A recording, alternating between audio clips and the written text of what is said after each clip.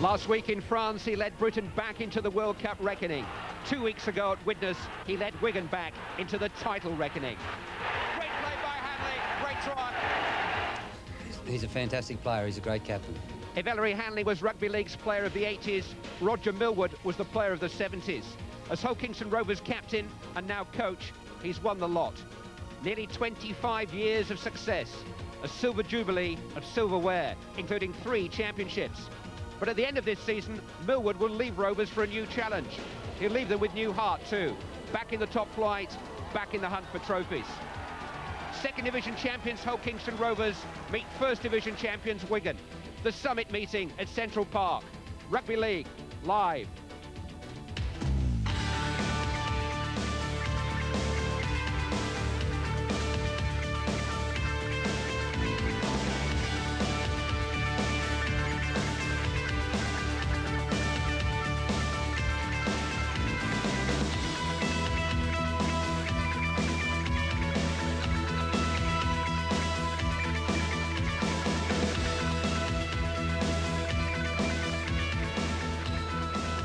The new year's brought new purpose to the Wigan side. The champions have got that hungry look again. Hull Kingston Rovers served up this afternoon. Only 3 weeks ago, people were asking, what's gone wrong with Wigan? Now they want to know, can anyone stop them in the championship race? Hull FC have got the blinkers on and are heading for home. No cup runs, no distractions. A fortnight ago, they moved 4 points clear of all comers with another crushing home win. 18 championship victories on the trot at the Boulevard. That trot is turning into a title gallop, but there are still some big fences to clear. Match of the week, 6 days ago at New Craven Park. Over 200 points in St Helens' last 4 matches now. They outscored Hull Kingston Rovers 4 tries to 3. They're fourth from Les Quirk with just 6 minutes remaining. But it was a game nobody deserved to lose, and nobody did. Last minute, David Watson clearing the last ditch, 26 points each. Castleford moved into second place in the table last weekend. They've been finding some form. Wakefield had lost all trace of theirs, but it was another tight one. Lee Crook's second half score proved decisive.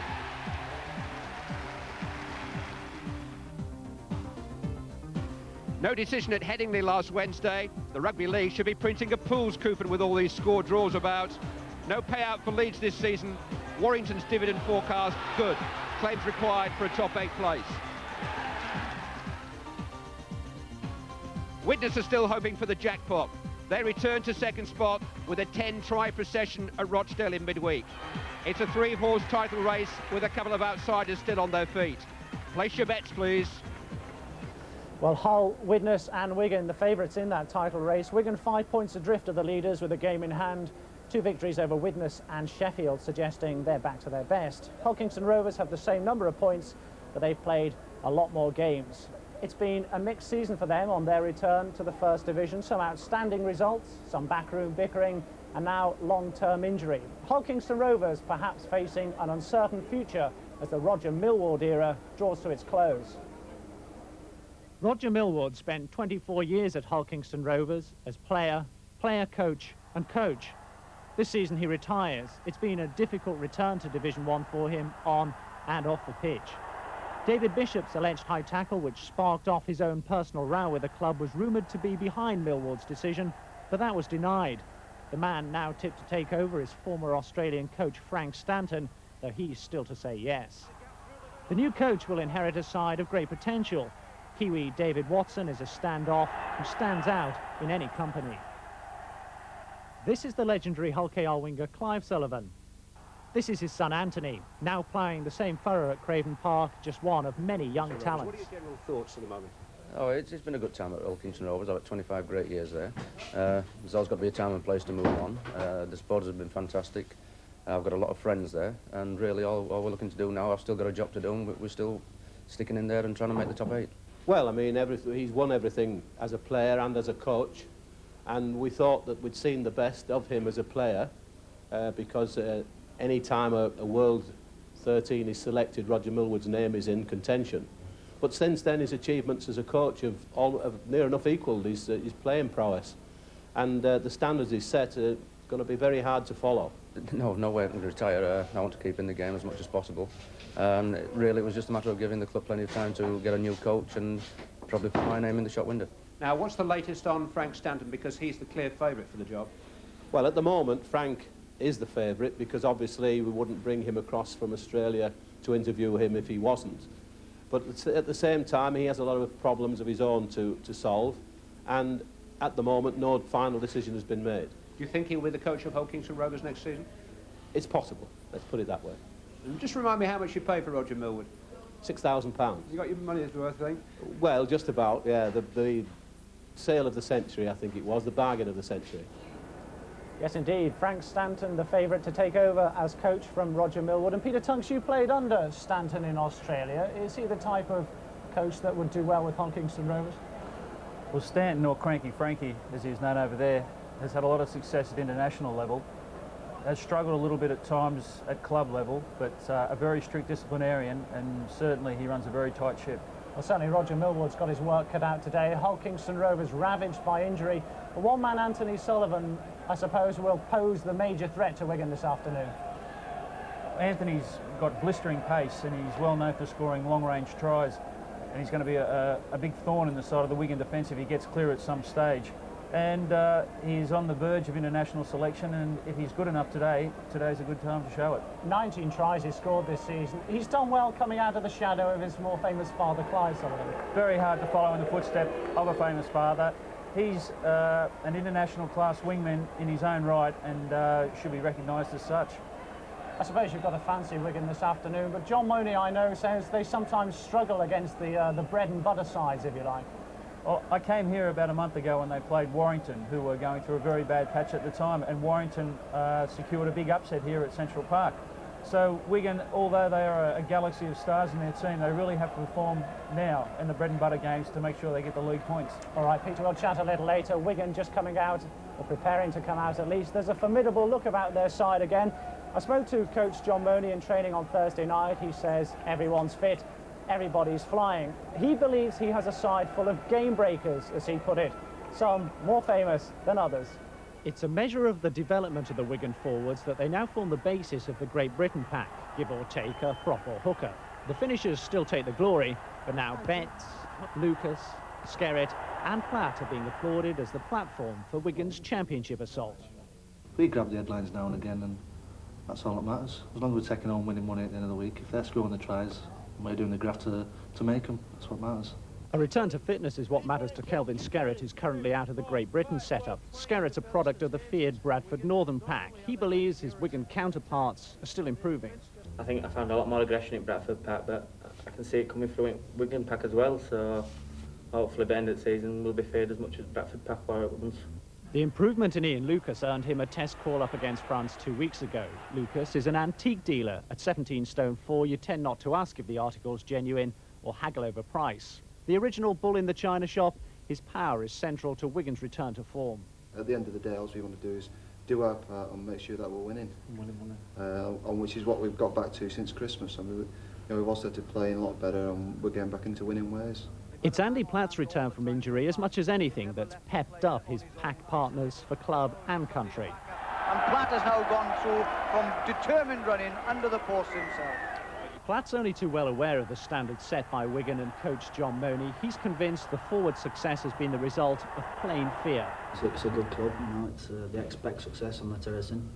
Not so much just the pack, but I think the whole team. You know, we were on. I think we're on a warning, I suppose. You know, they don't expect to lose so many games at Wigan. When you do, then you've got to look out because you could be on your way. Yes, success or out, says Andy Platt. That's Wigan for you. Now, Phil Larder, an interesting comparison this afternoon between Ian Lucas and Kelvin Skerritt. Lucas, who's just ousted his teammate from the Test side. Yes, surely, Rob. We've got three of the Great Britain props playing for Wigan today, with Ian Lucas, Kelvin Skerritt and, of course, Andy Platt. And it'll be interesting to compare them. I'm also very interested in Andy Sullivan. Anthony is one of the most exciting kids in the game today, and I only hope that he's given enough running opportunity. Phil, we'll talk a little later on. Time now, though, for Clive Tilsley. Thank you, Robert. Merry Christmas, everybody. Even Wigan looked quite picturesque in the snow this morning, but the pitch has been cleared to reveal an excellent surface. Also cleared this week, Wigan scrum half Andy Gregory. Rugby League Live pictures were used to clear him of biting Kurt Sorensen of Widnes a fortnight ago, and he's escaped suspension to play in an unchanged lineup. Hampson, Edwards, Lucas, Betts, Platt and Hanley all starred in the test win in France. Ian Lucas's test debut means that former All Black Frano Botica is now the only uncapped player in the starting lineup. If you believe all you read, this is the man Wigan would like in their number 5 shirt. Anthony Sullivan is in the last year of his contract with Hull Kingston Rovers and is rumoured to have attracted a 6-figure bid from Central Park, but both clubs say that's all it is, a rumour. Rovers are without no fewer than 10 senior players through injury, including their overseas stars David Watson, Brian Niebling and James Goulding.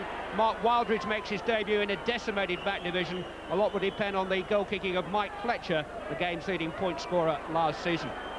Alan Burke refereed the Lancashire Cup final on this ground in front of the Rugby League Live cameras earlier this season. He's a crematorium superintendent from Oldham. Two teams neck and neck in the championship table as they've been all season. There's never been more than 2 points separating them at any stage, but the reality of their title bid's quite different.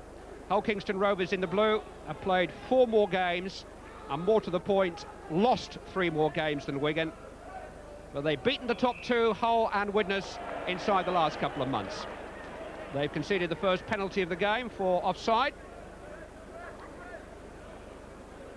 Pitch really is in superb condition. There were some doubts in my mind when I saw the snow on the ground this morning as to whether we would have a match at all, but it's a little on the soft side, but an excellent setting for Wigan's continuing strive for excellence. Joe Lydon playing on the right wing. Wigan driving forward with that heavy front row that we've just been hearing from. Here's Ian Lucas, Dennis Betts, man of the match in the test win in Perpignan. Andy Gregory, Sean Edwards, Dean Bell. Lucas going on himself from acting half-back. Scales over 17 stone, but still very mobile. Edwards and Gregory on the run around. Beautifully delivered for Ellery Hanley. Support from Joe Lydon. And Wigan have scored inside 90 seconds. It was just like a training routine, wasn't it? Joe Lydon, the finisher, his 7th try of the season. But Gregory and Hanley at the heart of things, inevitably. Peter Tunks. A dream start, Clive. Obviously, Wigan would have liked to get off to a good start, and after 90 seconds, you couldn't hope for anything better than this. The ball spread out along the line, given out to Sean Edwards. He gives it back to Gregory on the run around. Picks up Hanley, ever present, gets outside Zukima, who came through, didn't get a hand to him, steps back inside, Lydon looms up, and 6 points under the post. It was a beautifully delivered pass by Gregory, and once Hanley was in the clear, there were always possibilities for Wigan. Danger signs are well and truly out for Hull KR here. They come here with a depleted side. They would have liked to have put a very strong effort up in the first session, but after 90 seconds, that's not the way to go about things. And to make matters worse, for them, Frano Botica has improved the try. And Wigan, thanks to Joe Lydon, with a little help from his friends, have a 6-point lead. Look at the timing of the pass here from Gregory.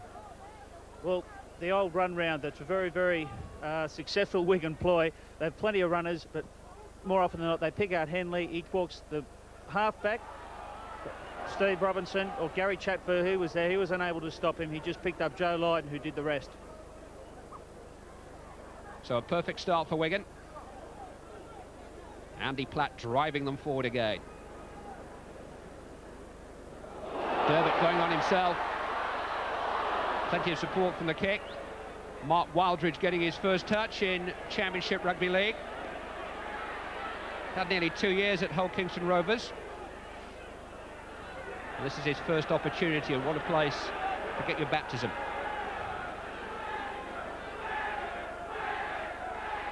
Zouk Emma. Big prop forward in his benefit season at New Craven Park. Vanett.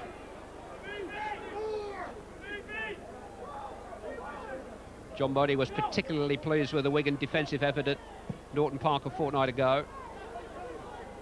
forcing Hull Kingston Rovers to kick right down the throat of Steve Hampson.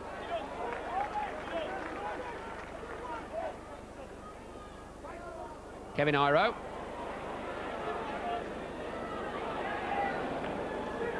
Wigan enter the second half of the league season a little adrift of last season's championship schedule. They had 24 points at the same stage a year ago compared to a tally of 19 this time. Crunch time is still a month away though. Widnes and Hull both come to Central Park during the second week in March. The championship picture should be a little clearer by then. Okay, I've got to look to the experienced members of the pack at the moment. Zukima, Andy Thompson and Des Harrison. They're the ones that are going to have to give these young fellas a lead in this very, very tight game. Emma leading from the front. Chatfield was scooped up off his toes by Paul Lyman.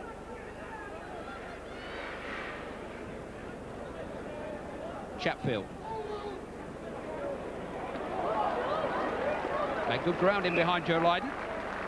Good kick from Chatfield there, Clive.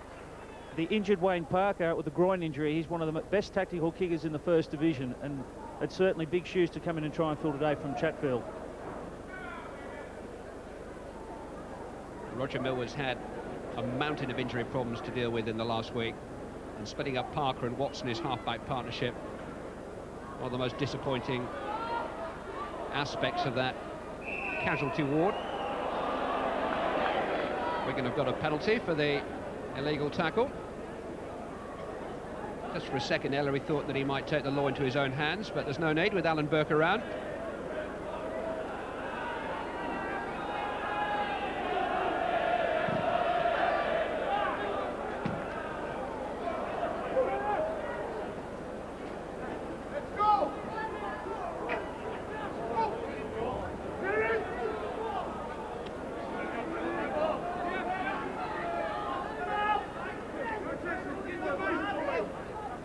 Gregory. Lucas.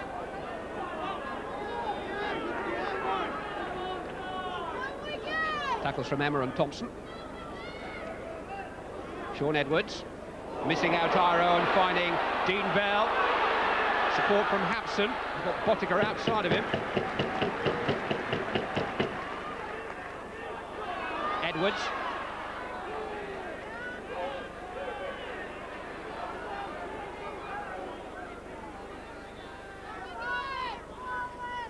Gregory finding Iro. Bottiger has switched wings to line up alongside Joe Lydon here. And Lydon's just been forced into touch on the fifth tackle.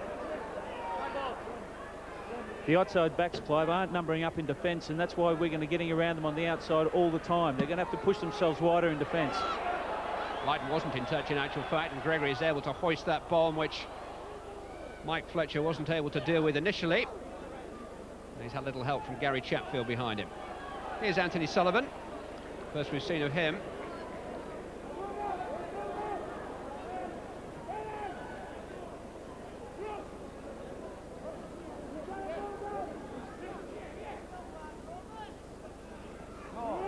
Rudd going on from dummy half. Harrison.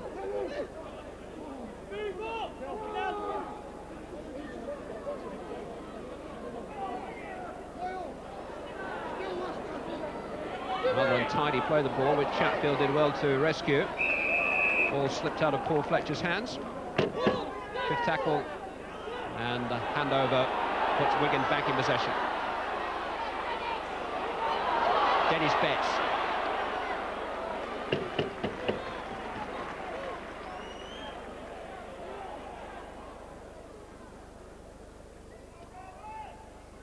Edwards. Hampson. Bell. Bottiger. Well held by young Wildridge.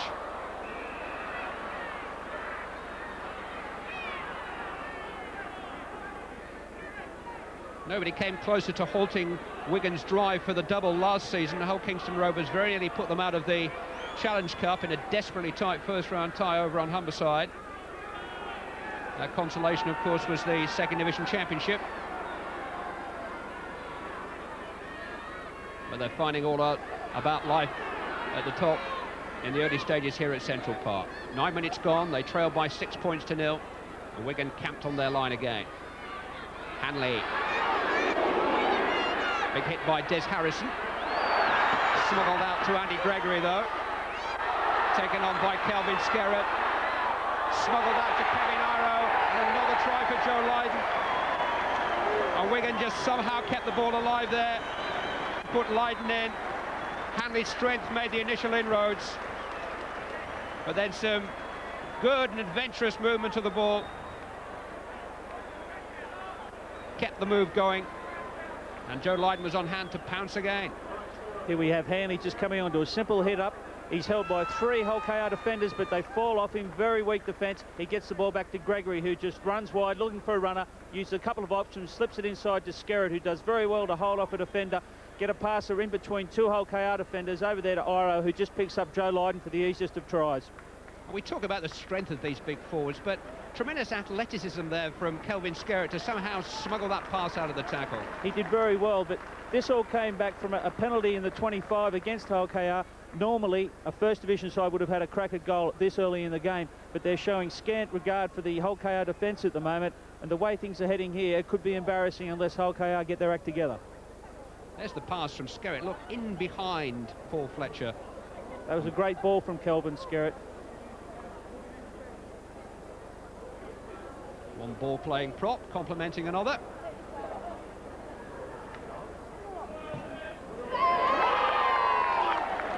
Bottinger's on the mark again.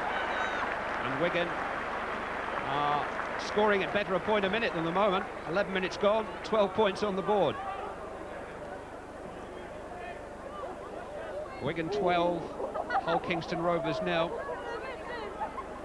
They need one of their more experienced players, as I've said, Clive, to do something inspirational at this point in time. They need to show that these young fellas, they're still in this game, and they've got to get back into it with the score in the next 5 or 10 minutes. Andy Platt.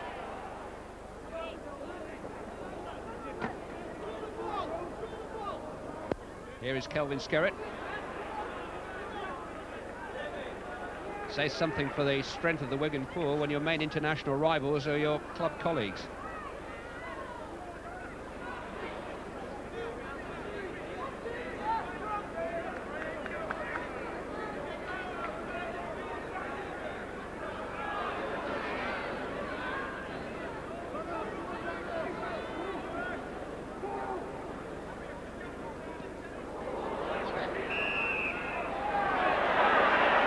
Forward in the opinion of the referee.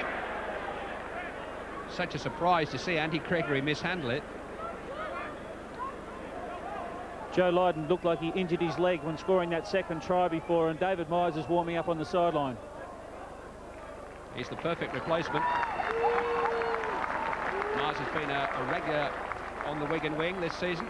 He's only missed 3 games.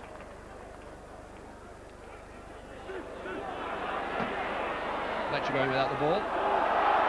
Referee rule that didn't go forward. Lyman's made a hard break here. Ran through Gregory, but not Hanley. Robinson. Harrison.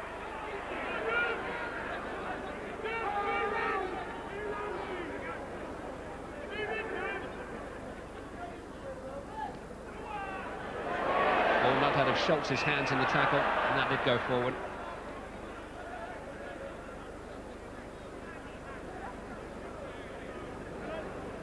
Some early indecision in the Hull KR attack then. There's too many calls or not enough calls, but at the moment they're just at 6s and 7s. They've got to get the composure back, otherwise Wigan are going to take them right up back the other end of the park and put another try. Joe Lydon looked like he might just be settling down for the afternoon, didn't he? I think he said, I've just scored 2, I've done enough for today. Might just come back on the last minute, see if he can get a hat-trick.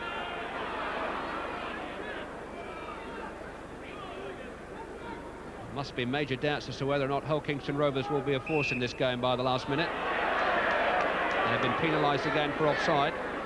This is a gift 2 points for Frano Bodica, but before they might take a penalty goal. No. Well, Ellery Hanley sizing up whether to go for 6 or 2. He's trying to do the right thing. I'm sure there's something tugging away in his heart saying, if I can run this, I can score myself. But it's such a an inviting present for a kicker of Botica's standing. But in the end, the captain couldn't resist the possibility of 2 points. Botica is now established as the first choice goal kicker here at Wigan.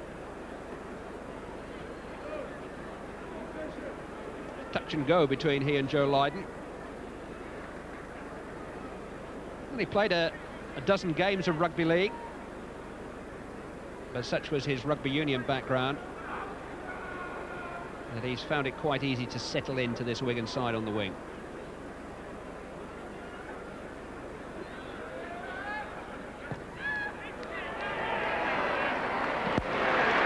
Sure-footed, 2 more points, quarter of an hour gone, and Frano Botica's third successful kick of the afternoon gives Wigan a 14 points to 0 lead.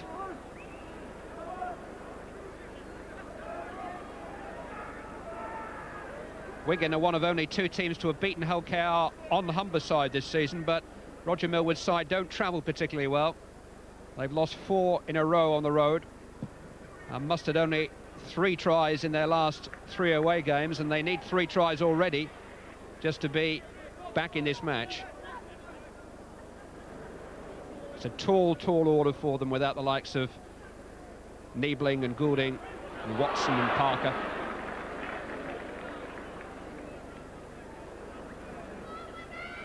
Ian Lucas.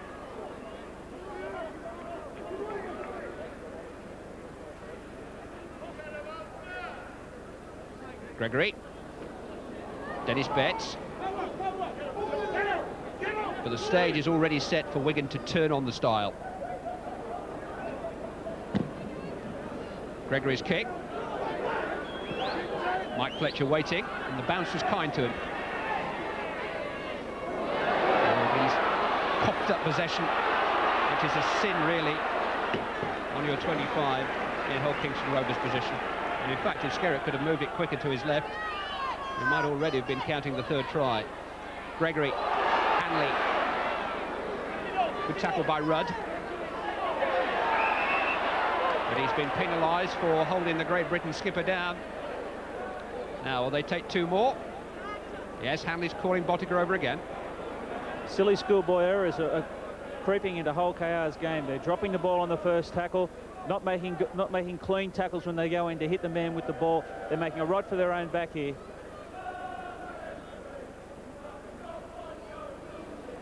Must release the player immediately to enable him to play the ball quickly and enable the game to move on quickly. It's a rule for the spectacle as much for the team that's in possession.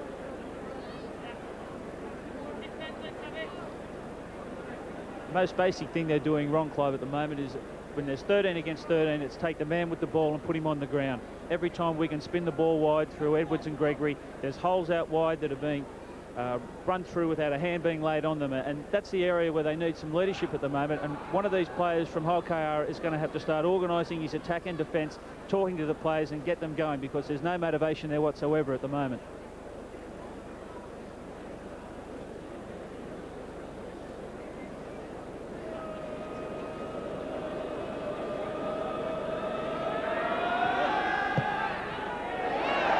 Botica's 4th successful kick of the afternoon, an afternoon which is only 17 minutes old, and Wigan, doing their best to keep up with the clock, have 16 points on the board. At this rate, they're going to score about 75, I think. Well, it looks like, I think Mike Fletcher's going to look like a traffic cop on the M62 unless they get their act together rather soon. Kelvin Skerritt.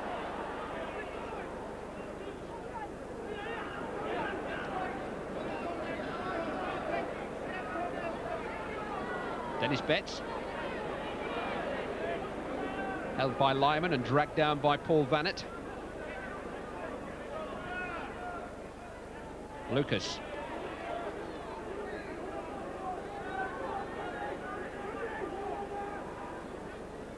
Andy Gregory. Sean Edwards. Ellery Hanley. Out to Kevin Iro. First touch for David Myers.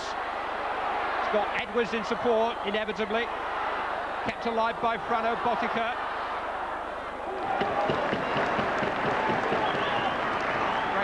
Wigan.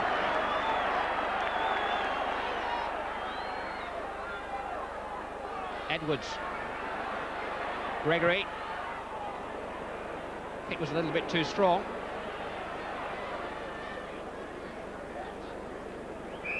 Hot potato gathered in by Mike Fletcher, and he's got a penalty for his troubles.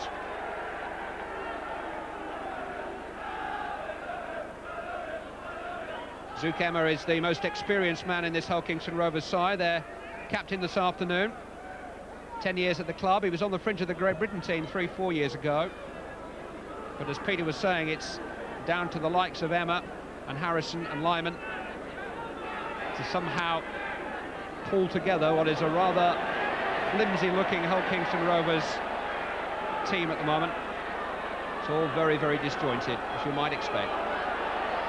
And they've lost possession again.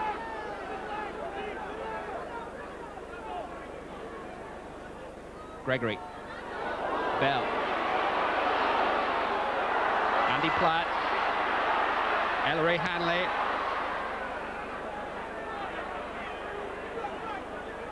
It's not over till it's over with him. Until you've got him buried 6 inches beneath the ground, that ball might still just be alive. Midway through the first half, Wigan leading by 16 points to 0. Dennis Betts.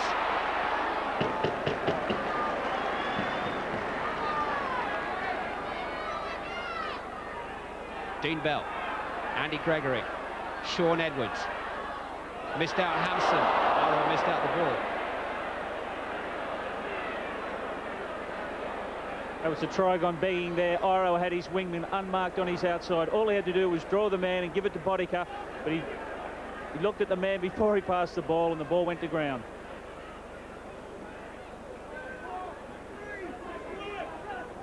For a coach as concise and as conscientious in his approach as John Money is, Peter, it's almost a bit of a nightmare this as to how his team might react, because all the things that he's belted into them during the week, all the disciplines they've learned, there is a danger some of them will go out of the window because players will fancy their chances to make their own mark on the game.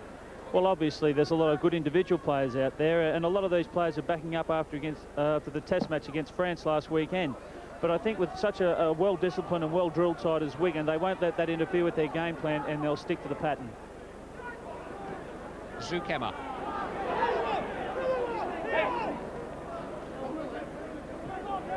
Rugby League live from Central Park. Paul Vanett, the strapping Hull Kingston Rovers, put forward, trying somehow to turn a game round, which Wigan are already starting to run away with. And another big hit this time by Andy Platt gives them possession back. 16 points to 0 they lead. The pass from Gregory was forward.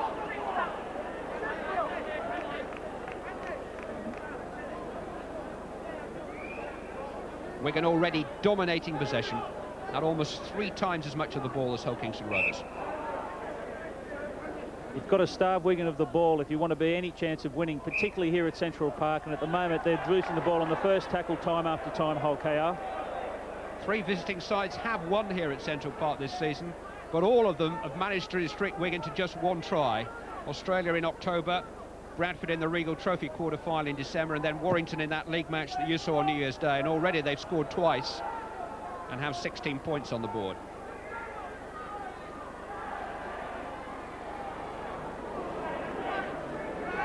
It's an afternoon when you could do with Wally Lewis and Paul Sirenen on the substitutes bench, I think. Here's Thompson.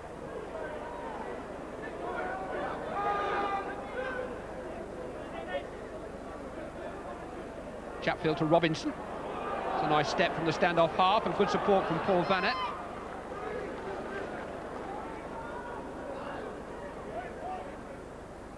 Chatfield. On by Paul Fletcher. Chatfield again. Sullivan. Edwards keeping a close eye on him. Rudd to Harrison.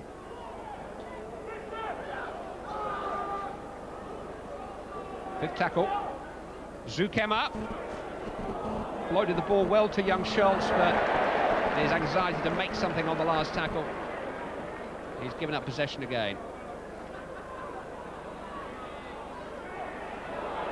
Got quite as costly in those circumstances because a handover would have resulted anyway. But Wigan certainly don't require any help this afternoon from their opponents.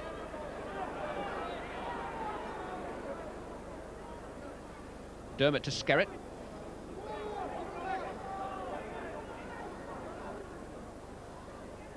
Sean Edwards. Frano Botica. A little bit outnumbered. 5 tackles. Hampson to kick. Sullivan underneath it. He was carrying the sand bucket in Perpignan last weekend, Anthony Sullivan, but I'm sure his test chance will come sooner rather than later. And will it come in the colours of Hull Kingston Rovers? That's the other question.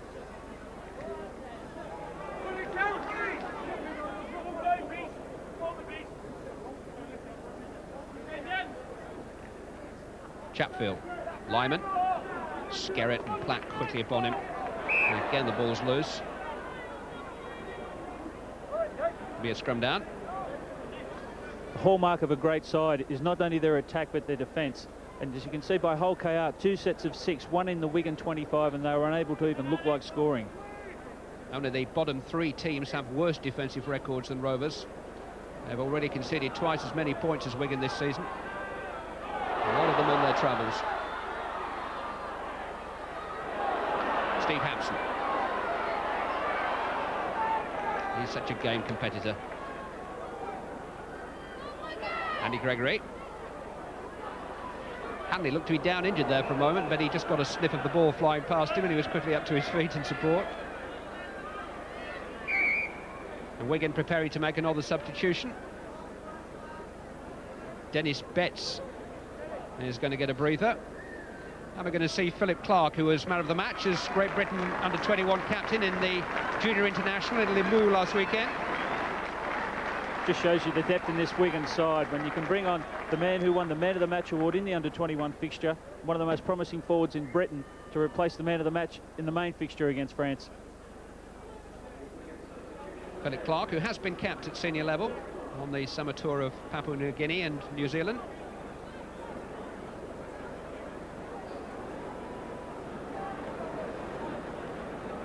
Des Harrison just receiving some treatment.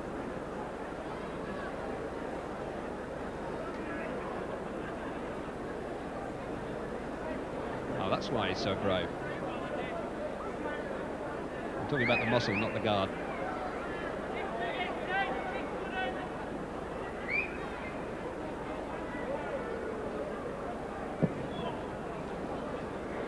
So Mike Fletcher finding touch, and Hull Kingston Rovers trailing by 16 points to 0. Now the base camp in the Wigan half, and Zouk Emma leading the foray.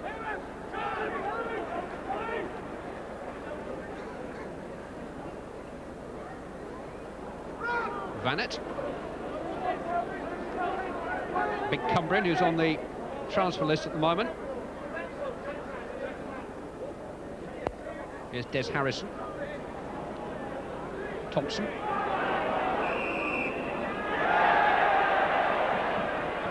wee bit high maybe there. And Hull Kingston Rovers have a penalty. Bit of frustration creeping in there. Dean Bell went in to obviously put the man flat on his back and complete the tackle. Hit him a bit high and the referees give him a penalty. They've opted not to kick for goal. They're going to try and get back on the ball with the 6-pointer. Fletcher is such a dependable place kicker. It's almost a gimme 2 points that he's turned down in the hope of somehow squeezing 6 out of this Wigan defence. Thompson.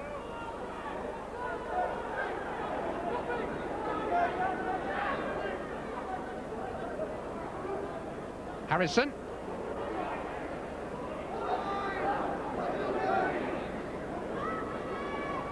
Chatfield. Fletcher.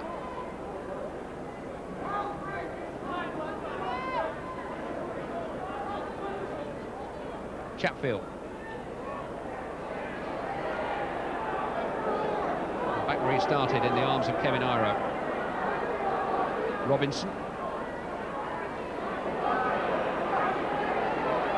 Just no way forward. 5 tackles used up. Fletcher. Hampson underneath it, well held. Again, we've seen another set of 6 in the Wigan 25.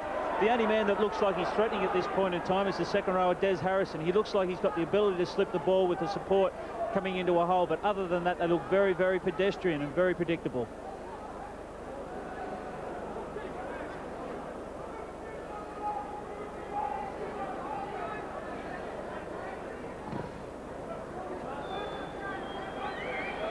Here's Paul Vanett. Certainly Hull Kingston Rovers have risen to this immense challenge that they've given themselves. And that's a bold run by Thompson. If he's got some support here, things may improve further. Held off Hampson's spectacular tackle and found Lyman. Wigan not quite having it all their own way at the moment. Chatfield. Harrison. A little bit of spirit brewing in the Rovers camp. Vanett trying to set up position.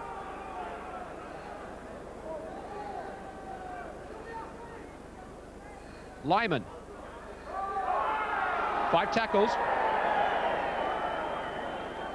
Chatfield. Fletcher had run off him inside, but Chatfield wasn't aware of him. 6 tackles, hand over, Wigan possession. Half an hour gone, and Wigan leading by 16 points to 0. 2 tries by Joe Lydon, who's since left the field injured. 4 goals from Frano Bottiga. Kevin Iro, all 17 stones of him. Andy Gregory, Andy Platt.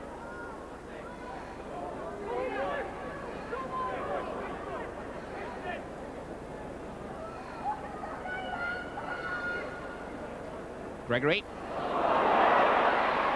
Smelt out the gap. Smelt out. Edwards in support. Ball went forward.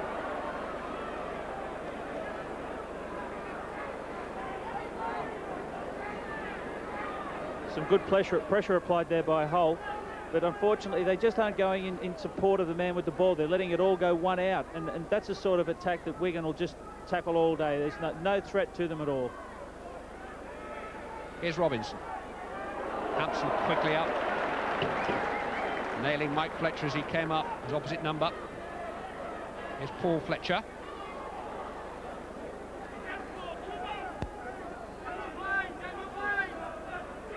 Emma and Harrison are running quite strongly. Committing a couple of tacklers. Chatfield to Robinson. Here is Des Harrison.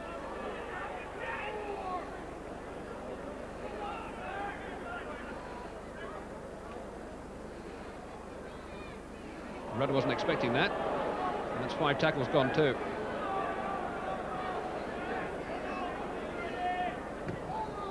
Chatfield's kick. Hampson just getting his bearings and waiting patiently underneath it.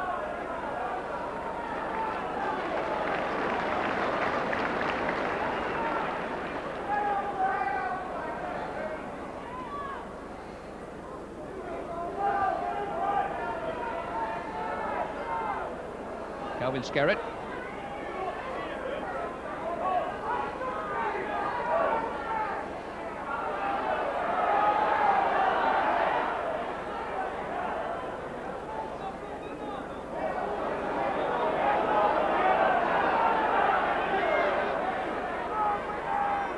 Dermott finding Edwards.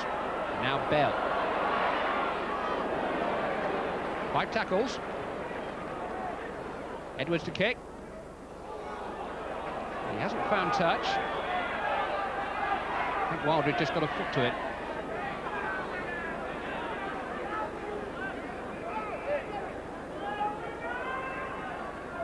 Wildridge.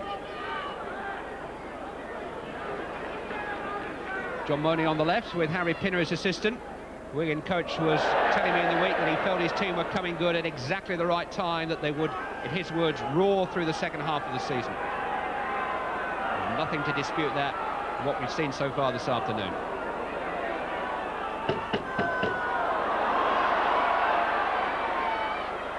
Philip Clark.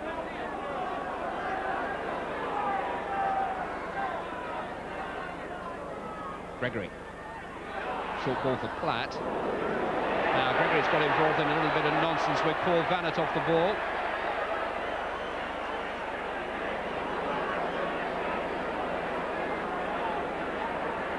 It looked a bit of a mismatch, really. Little Andy Gregory and big Paul Vanett.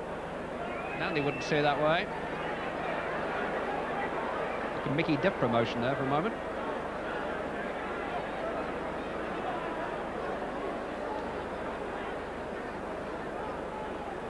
You just get that feeling at the moment that Wigan have soaked up all the pressure that Rovers have put on them in the last 10 or 15 minutes. In the last 5 minutes to half-time, if they can just get one more try now, it might be the knockout punch they're looking for. Paul Hewitt is the touch judge who's in to give Alan Burt the benefit of his view of the incident.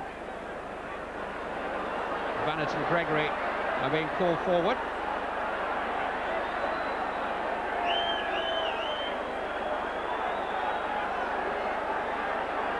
Look at the size of Vanett against Gregory. Well, he was in a bit of bother the last time we televised Wigan a fortnight ago. I think Gregory's been told not to fight out of his division.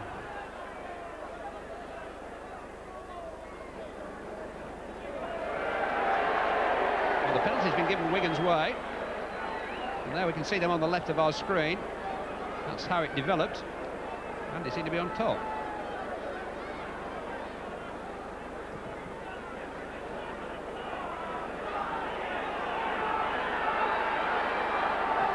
Four minutes of the first half remaining. Wigan haven't scored for going on 20 minutes.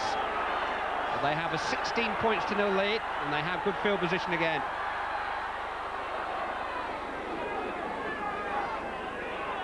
Lucas taking them to within a stride of the 25.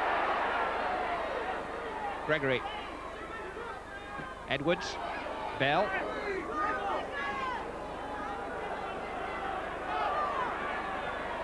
Gregory. Hanley.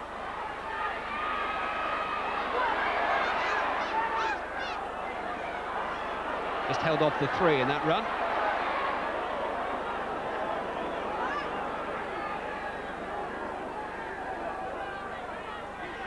Edwards.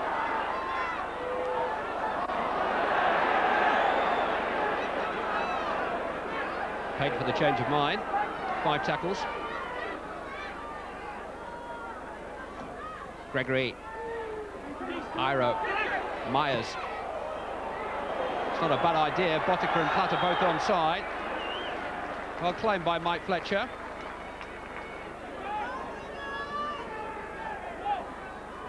Paul Lyman.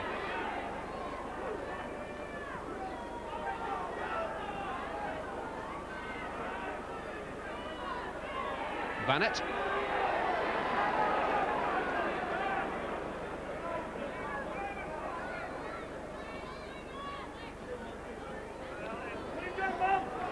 Chatfield's been quite busy around the ruck, the little scrum half. I was talking to the St Helens coach Mike McLennan in the week, and he was quite impressed by Chatfield in their match last Sunday at Craven Park. But he did make some costly errors in that game, which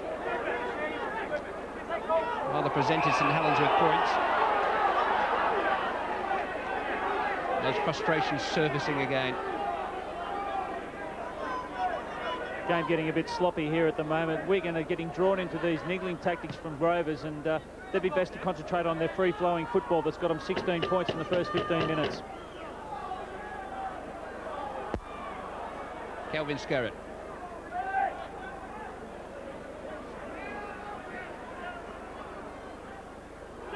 Good break by Dermot. Skerritt in support. Wigan 8 yards out. Gregory.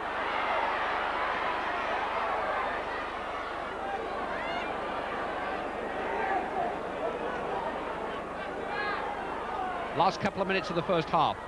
Martin Dermot.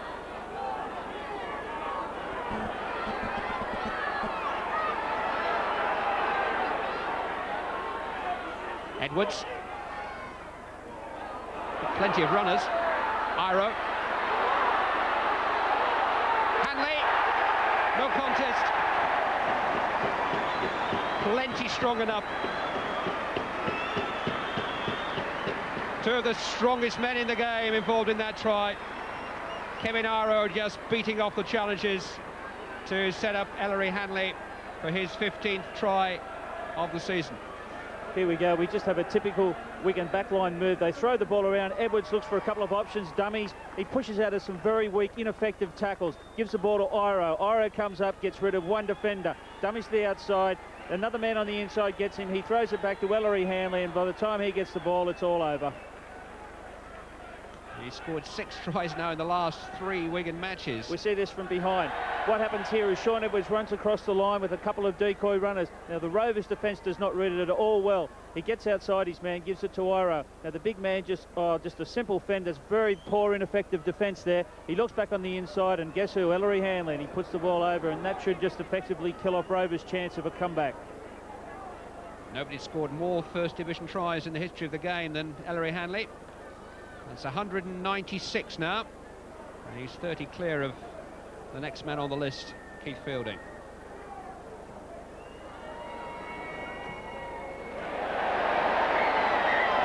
Botica keeping up his 100% record. That's his 5th successful kick of an afternoon, which, nearing the halfway point, has been dominated by Wigan. 22 points to 0 they lead. And Ellery Hanley, the star of the show a fortnight ago on Rugby League Live, staking his claim again.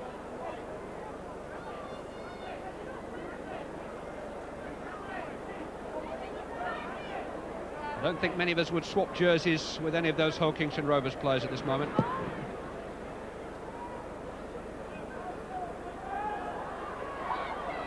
Philip Clark. The half-time hooter will be music to the ears of the Hull Kingston Rovers players, undone by those 2 tries in the opening 10 minutes from Joe Lydon, who then left the field injured. Ellery Hanley adding a 3rd on the stroke of half-time, and allied to the sure-footed kicking of Frano Botica, Wigan have stretched their lead to 22 points to 0 at half-time. And now a great stage for them to really open up their game in the second half.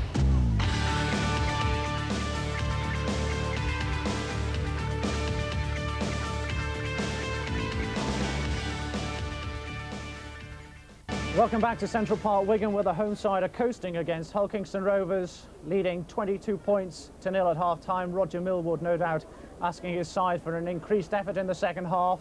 They're without 10 regular players, but even with 10 more, they might be struggling this afternoon. 2 Joe Lydon tries, 1 Ellery Hanley try. Time to review them again with Peter Tunks. The first try, here we have, putting pressure on the Rovers line on the 25. We just have a simple pass out to Gregory to Edwards. Now the run around, he goes wide, picks up Ellery Hanley. Now this is very, very poor defence. The Rovers men did not mark up opposite anybody. He finds Joe Lydon looming up in support on the inside, and the simplest of tries after 90 seconds.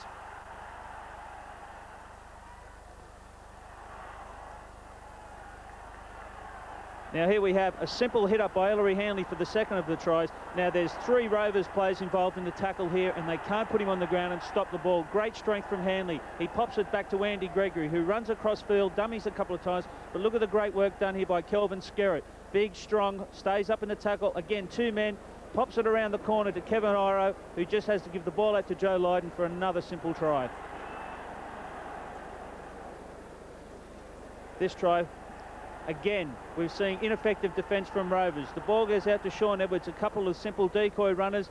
The Rovers men do not move up and make the tackle. Very poor defence. He pushes one off, gives it to Kevin Iro, who again pushes another feeble tackle off, straightens up. That Lyman tries to get to him in cover. He gives it back to Hanley. 3 men converge on him, but Hanley from that close, you're never going to stop him, and it's try number 3. Phil Larder's been keeping track of the Ian Lucas-Kelvin Skerritt comparison and can now bring us up to date. Well, Wigan are certainly on the roll, and both props have been very busy.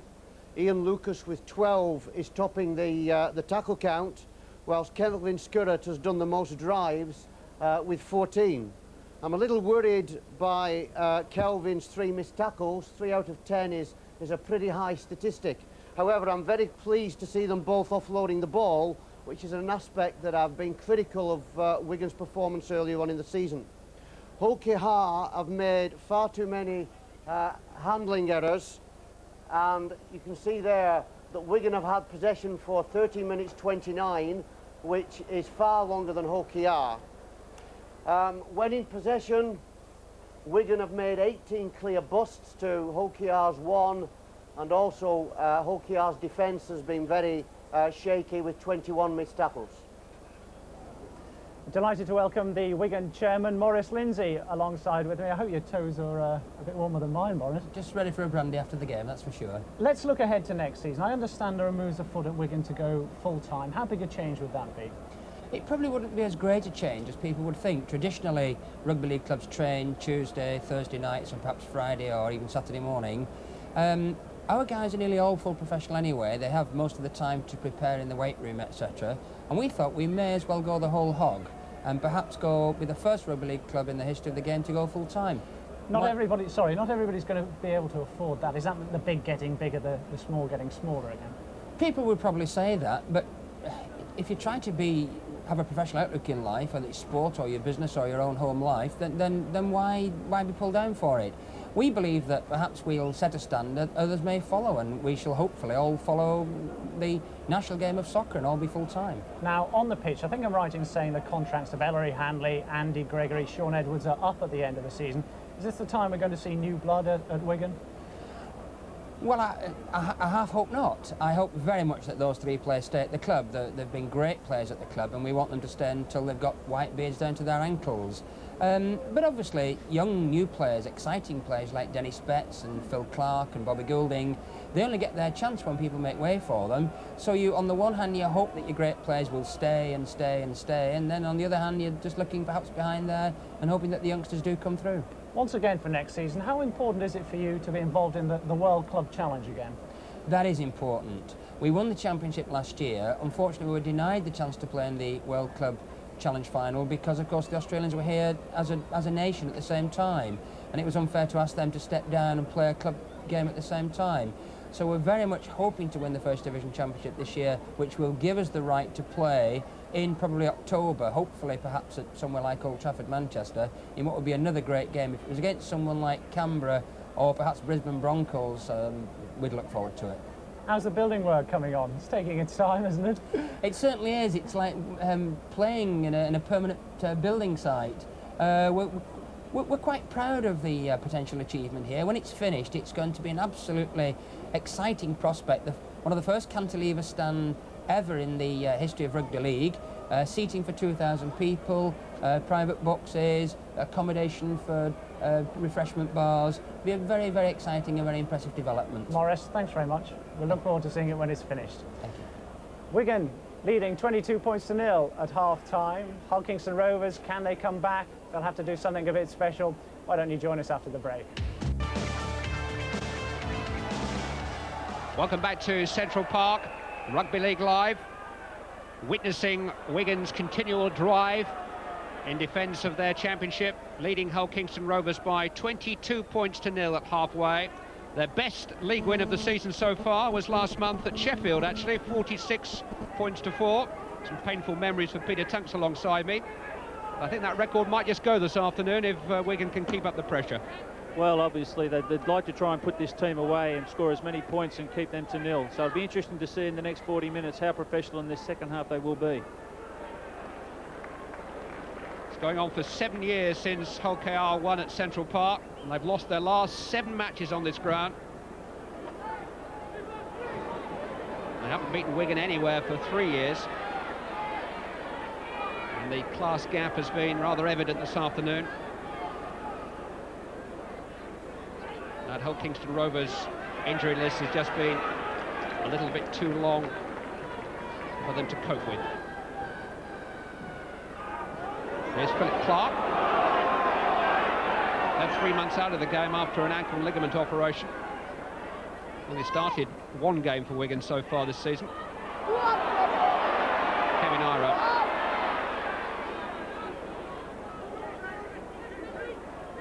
It's almost unfair to have a man that size running at you in the centre. Dermot. Andy Platt. Good tackle, good one by Paul Fletcher. Edwards just forcing Hull Kingston Rovers back into the corner. The ball might have come off Rovers' hand there. I think it's the Wigan scrum. Yes, it looks like it. It was an encouraging first set of 6 there for the first 3 tackles anyway. They looked like they come out charged up with a bit of fire, but then Kevin Iro brushed off 4 or 5 would-be tacklers out of his way, and Andy Platt ran into a nice gap, so it's looking ominous once again. Wigan head and ball. Gregory. Edwards. Bell on the burst.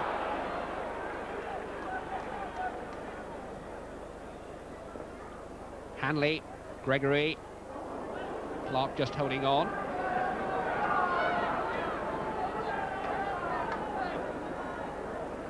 Gregory. Edwards. Hanley's out wide. Good tackle again by Paul Fletcher, low down. Anything that nails Ellery Hanley's a good tackle. Gregory again, just showing the ball, teasing the defence, waiting for support, and I think he had better support to his left. Well, even if Hanley had taken that reverse pass when Gregory was about 2 or 3 yards in front of him, would have been pulled back, but with the ease with which Andy Gregory went through that gap was frightening. He's got such nerve just to hang on to the ball and torment the cover and almost invite them to try and knock him down. The trouble is Rovers are looking at him while he shows the ball inside and outside. Someone's got to go up and actually put him on the ground without watching where the ball is. The danger being, of course, that he smuggles it out of the tackle so effectively too.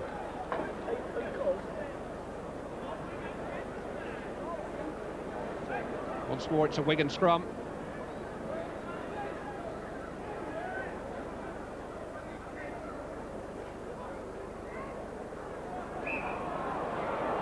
Bit of a mix-up between Gregory and Hanley at the base of the scrum.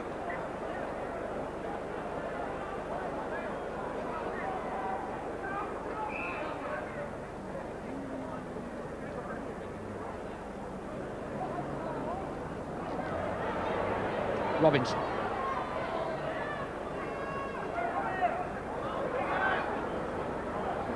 Here's Des Harrison.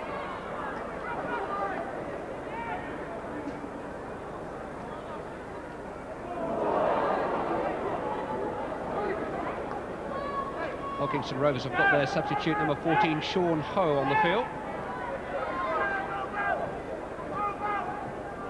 Young hooker of some promise. Fletcher kicking.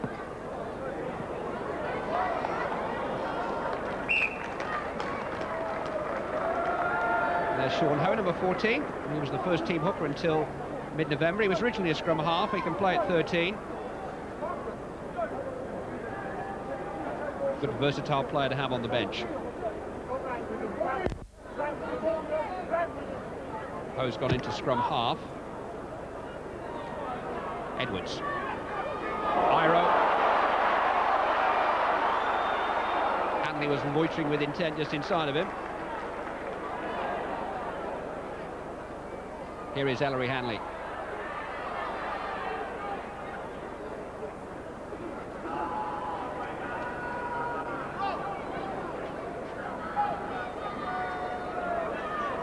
Gregory. Skerritt. Hampson. Again, good hands. Hampson making the break and looking for the support from Dean Bell. Lovely fluency about Wigan when they move like that. They're terribly short on the right, Rovers. If they spin this ball wide, I can't see them stopping a try here. Myers had to go onto his knees to gather the ball, which took a little bit of the momentum away. Only a little bit, though. Andy Gregory. Terrific run by Gregory. Still holding them off, looking for Hanley.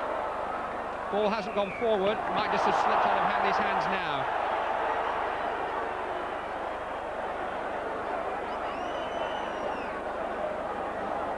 But if you follow Andy Gregory, something will happen.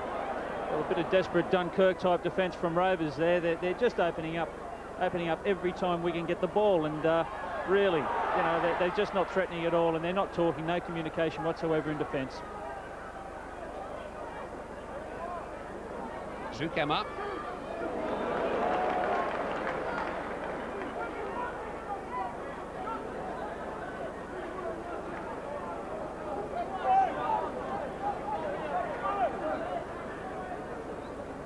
Robinson. Ho.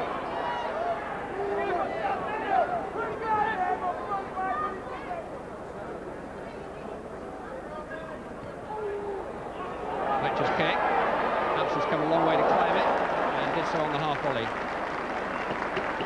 Everybody's got a favourite memory of Roger Millward. Doug was talking about his contribution to the Test Series win down in Australia in 1970 this week. I'll never forget his last senior performance in the 1980 Challenge Cup final at Wembley when he led his side to victory despite a broken jaw. So much achieved on and off the field, and nice to see that he can smile in the face of adversity this afternoon. Wigan leading by 22 points to 0. And in possession with Andy Gregory. Iro. Oh. Awesome. Hanley. Bell and Edwards in support. Sean Edwards. Hanley was trying to take it out of his hands then, and Edwards said, no, it's mine.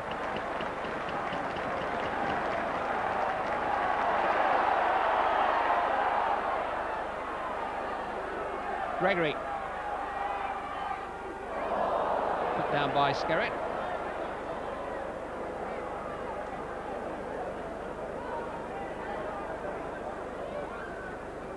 Zukema. Only 80 yards for Hull Kingston Rovers to go. Here's Des Harrison. It looks like their intensity has dropped down a notch or two, Wigan. It looks like they've gone down to Rovers standard here. They're starting to make silly little mistakes. That last pass is going to ground and things like that that John Money would not be happy with. Mike Fletcher kicking. Frano Botica. Steve Hampson. Botica's given him intelligent support on the outside, but Hampson's found an inside route. Might go all the way himself. Now he needs some help. Martin Dermott. Kevin Iro. Back out to Botica. Did the sensible thing, took the tackles. Gave his colleagues a chance to reorganise. Set up the next attack. Set up by Gregory. Clark.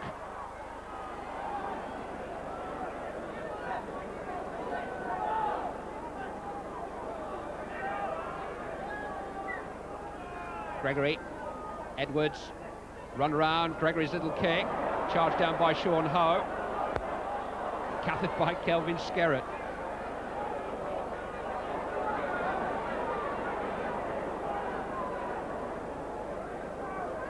Dean Bell.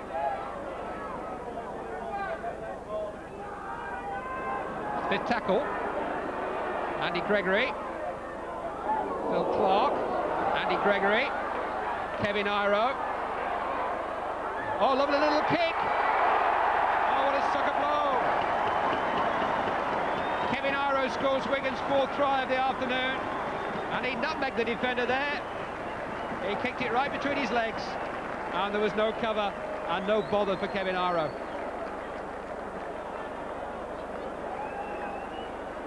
Here we have Wigan applying the pressure in the Rovers 25 yet again. Gregory runs across, gives the ball to Phil Clark, who miraculously gets it back to Gregory. Gregory has nowhere to go, no option, so he gives it to Iro. He sees a wall of blue and white jerseys, says, well, I'll just put this through Des Harrison's legs. Just easiest of bounces and under the post to make it look ever so simple. I don't think Des Harrison will want to see that one again. Quick thinking by Kevin Iro. I wonder if that's where he was aiming. Botica attacks on another two. And Wigan are back in the scoring business. 4 tries. And now 6 successful kicks from Botica. Iro score, making it Wigan 28, Hull Kingston Rovers 0. There we see Gregory running across the field. Again, no Rovers defence coming up to put pressure on him. Gives it to Clark. He gets hit with a hay tackle from Thompson. Gives it back to Gregory, who doesn't expect it. He says, well, I can't go anywhere. He says, Kevin, what do you think you'll do with it? He steps back inside 3 defenders. Comes to Harrison, says, there, open up. Straight through the legs it goes. A beautiful bounce. No fullback at home. And under the post goes Kevin Iro.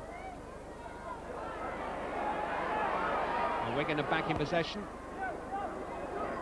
28 points to 0 they lead.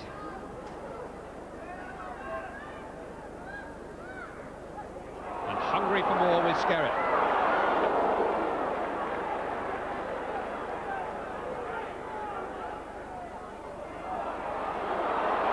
Strong burst by Lucas.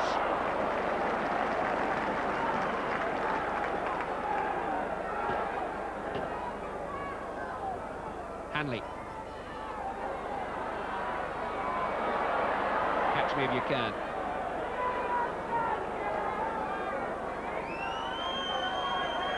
Dennis Betts back out in the middle after his breather. You're allowed to make 4 substitutions during the course of a match. So even though a player departs, he can return. 5 tackles. Gregory. Edwards. They've got to keep it moving somehow. Mike Fletcher.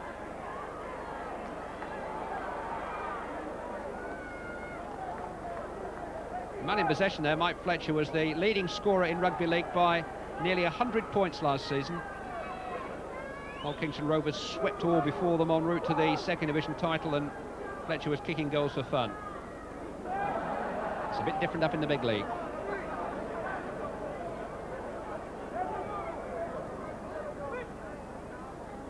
Des Harrison.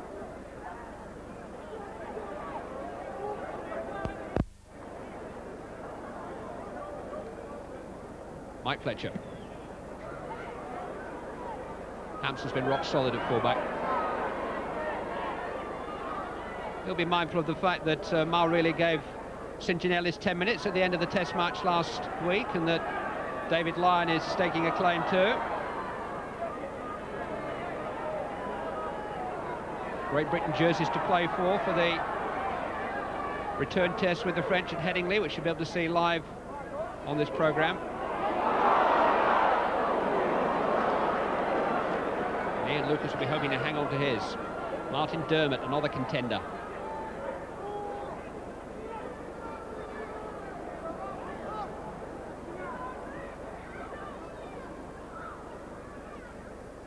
Gregory.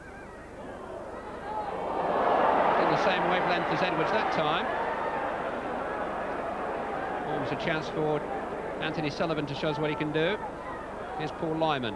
Sean Ho, nice movement to the ball. Stuart Schultz made half a break. Robinson, chance for Des Harrison. Didn't have the pace or the belief to get there.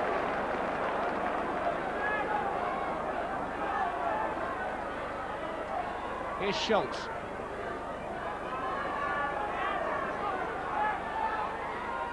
Robinson, Lyman. Fletcher's in the line, but Lyman can't smuggle the ball out of Valerie Hanley's grasp to him. Rudd, Ho, Mike Fletcher, Paul Bannett. Where did that come from?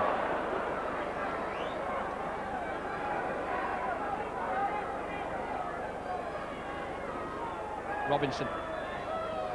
Little kick and chase, but Hanley just waiting. Wildly overhit the kick through. And Wigan quickly on the counter from the tap on the 25.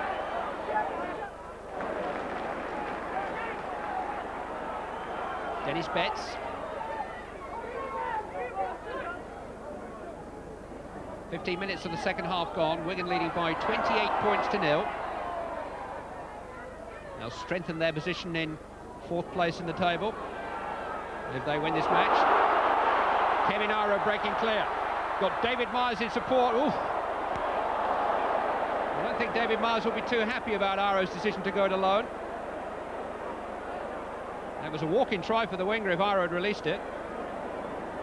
Kevin Iro obviously thought that it was going to be as simple as 2 minutes ago when he strolled over under the post unopposed, but the Rovers' defence did not take the dummy, and David Myers was left all alone out in the wing with no one marking him. And no ball in his hands. Now here's a little bit more like it from Hull Kingston Rovers. Mark Wildridge noticeably short of support. Young Stuart Schultz up quickly. Now Vannet. Robinson with a little bit of space. No support though. Great hit by Steve Hampson.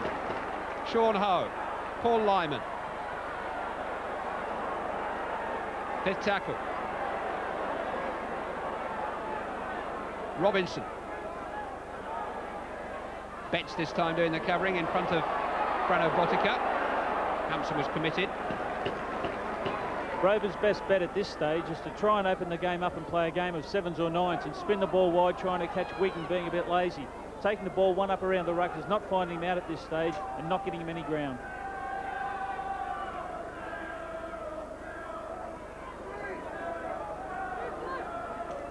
It is hard to make your mark back in the top flight. In fact, the last 3 second division champions have all gone straight back down.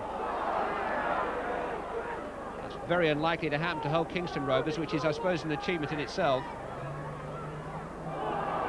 Hanley, Iro, Andy Gregory. Even Wigan took a couple of years to re-establish themselves after their last promotion back in '81.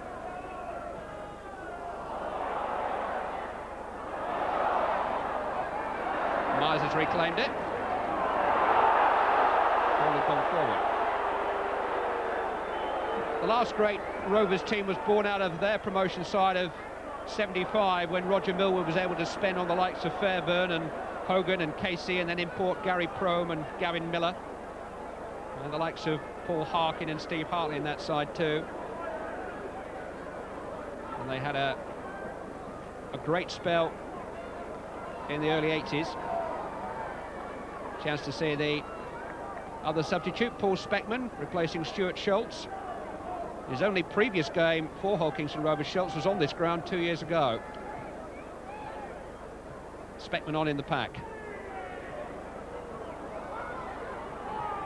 Iro, Edwards, Bell.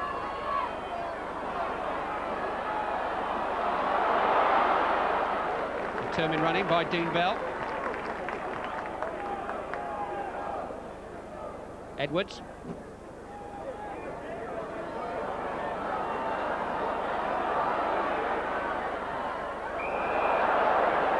Bit of crossing there, I think, in front of Sean Edwards. Interesting there, when Edwards started that move, Andy Platt made a run to his left.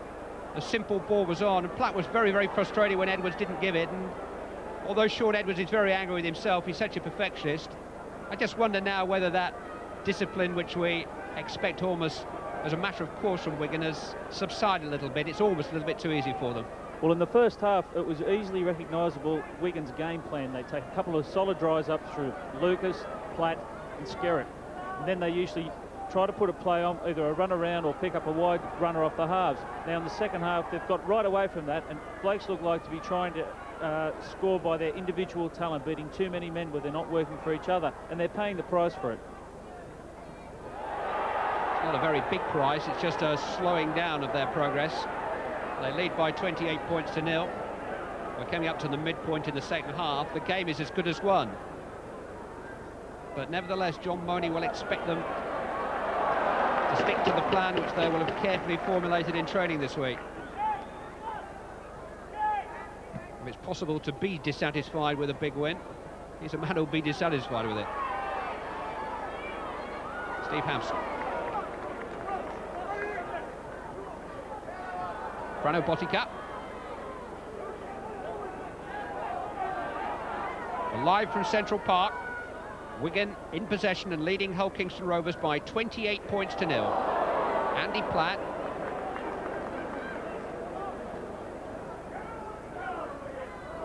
Andy Gregory. Steve Hampson.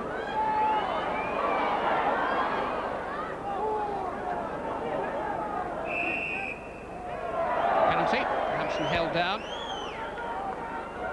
The game of touch and pass at the moment is favouring Rovers. They're getting back into this clash a little bit. For the 3 times they've been back in Wigan's half and looked dangerous. It's only been that they haven't had one more man on the end of an attacking movement to put some points on the board. Now Wigan, as I said, have got to get back to this solid platform where they use their big forwards powering over the advantage line and then look to do something with their back line. Referee just having a word with Ian Lucas and Zouk Emma, who were involved in a personal contest a moment or so ago. Ellery Hanley is offering Frano Botica the chance to kick at goal, and he will do. And almost, I think, trying to re-establish that professionalism that you're talking about, even though they don't need the 2 points. I think Hanley is saying, well, this is the right thing to do. This is what we would do if we had a narrow lead. let's do it anyway. Well, it settles the team down. He'll go back behind his forward pack now. He's talking to them. He's saying, obviously, let's get back to our good yardage game. Let's work for our backs. Let's work to set up a platform. At the moment, it's all hairy, scary. We're wheeling around the field, throwing it from side to side. They're making unforced errors, which is letting Rovers off the hook and getting back into the game. Now, obviously, points for and against is very important come the end of the season. And I think Ellery will be reinforcing this in the back of their mind.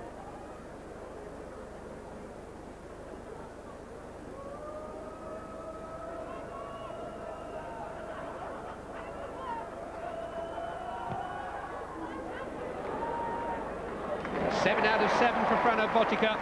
It's been a perfect kicking day from him. Taking Wigan up to the 30 mark. And his own personal contribution to that, 14 points.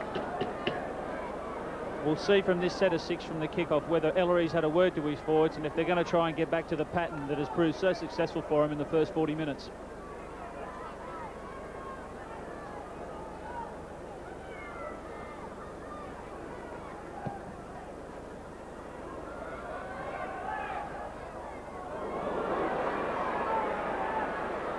Ellery Hanley.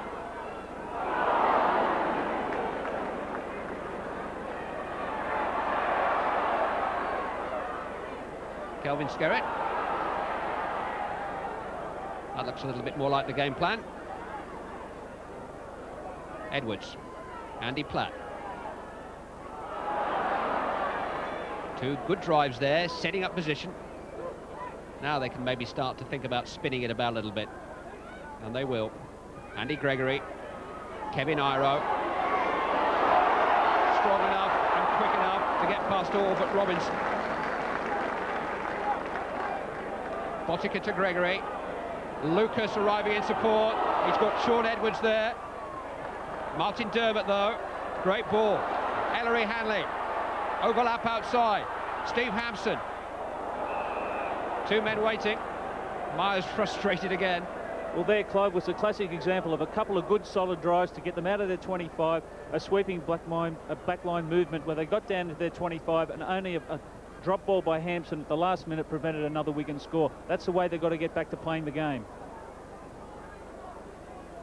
Yes, good football is not something you can turn on and off like a tap, not even when you're Wigan. And it'll be very important from John Money's point of view that they keep their rhythm, not just for this match, but for future matches.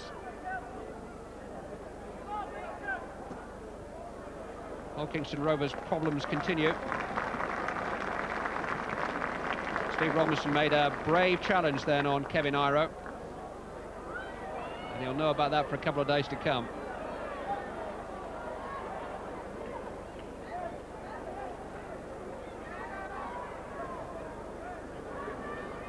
Andy Gregory, Dennis Betts,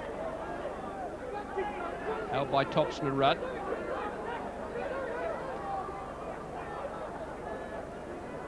Dermott.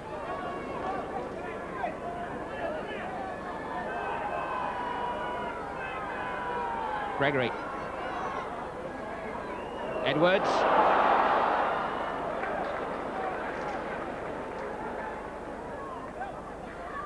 Gregory again. Dean Bell. A bit tight on the short side. 5 tackles. Gregory. Longer for Betts. Great ball. Went forward. Well, Dennis Betts, who's been anonymous for long periods of the game, even though he has been off the field for quite a period in the first half, he burst through the defence there. Hull Rovers thought that it was going to be a bomb. They dropped back. He walked through a yawning gap and gave a forward pass to his outside support.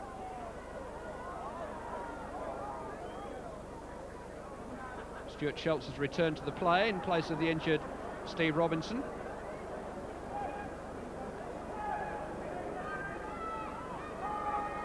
Quite apart from the stars that we've mentioned who are missing from the Rovers lineup, the Nieblings and the Gouldings and the Parkers and the Watsons. There's some good solid club players like John Lineage and Graham Hallis also out.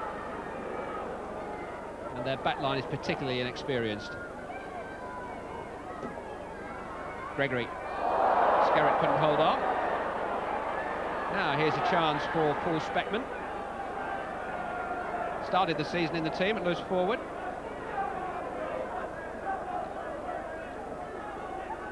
Des Harrison.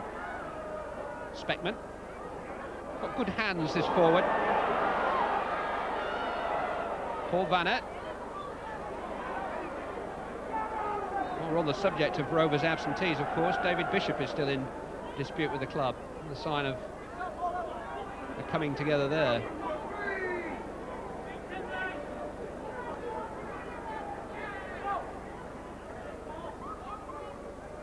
Good ball from Ho to Emma, but Skerritt was quickly upon him.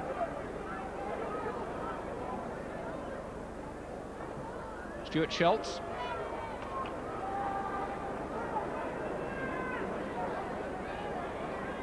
Mike Fletcher will kick and chase himself. Hampson coming bravely for it again. That's a great skill that Hampson has under the high ball. Not only the courage to keep his eye on it when he can hear the hooves pounding, but those spectacular leaps to make it his.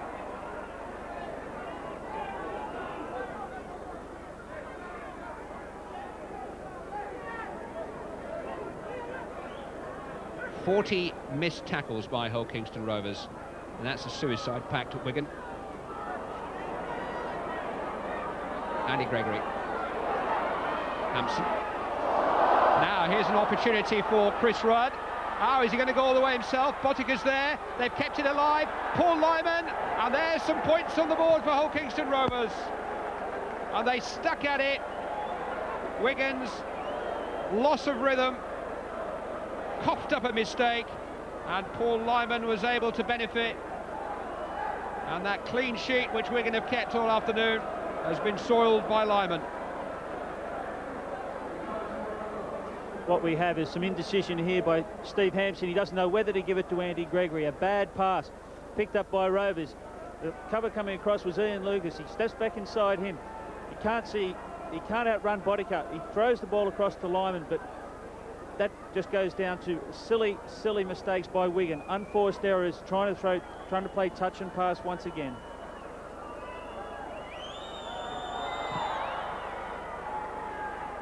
Mike Fletcher hitting the upright, which rather sums up Hull Kingston Rovers' afternoon. But they've got something to show from their troubles with that try by Paul Lyman. I know that Andy Gregory in particular will be very disappointed with letting Rovers in for that four-pointer. All afternoon they've stuck to a rigid pattern. They got 16 points up in the first 15 minutes, and in the next 40 minutes they've only scored one try. A little bit of individual work by Kevin Iro. They've got to get back to basics here and stop Rovers from getting into their half. So a consolation for Paul Lyman. Came from Featherstone a couple of years ago. And he's been amongst the tries just recently. It was his fourth in the last month. It's Hull Kingston Rovers' first of the afternoon. Wigan still lead by 30 points to 4.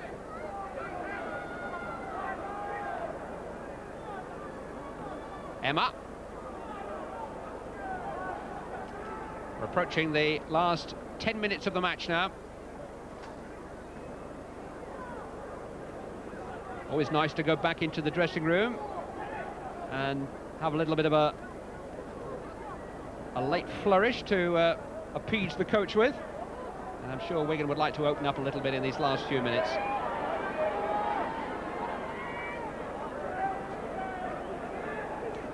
It's 6 years since Wigan reached even this stage of the season without a trophy. But the big three are still in the shop window, with the championship carrying the biggest price tag of all, £44,000 for the winners, and a passport to that global showdown with Australia's best that Wigan missed out on this season.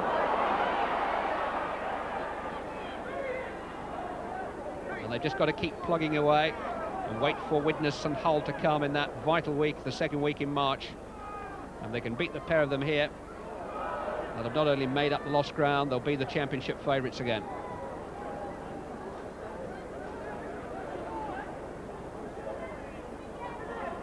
Here's Sean Edwards. Martin Dermott.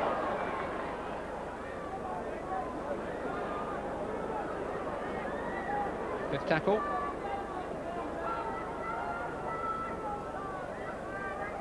Gregory. Harrison beat it down. Well, that looked an intentional touch to me. Wigan might feel as though they're a little fortunate not to get 6 more. Somebody certainly felt so because they've been penalised another 10 yards for dissent. Some indiscipline creeping into the Wigan game here. Very disappointing second 40 minutes from Wigan. Philip Clark being reintroduced for Andy Platt.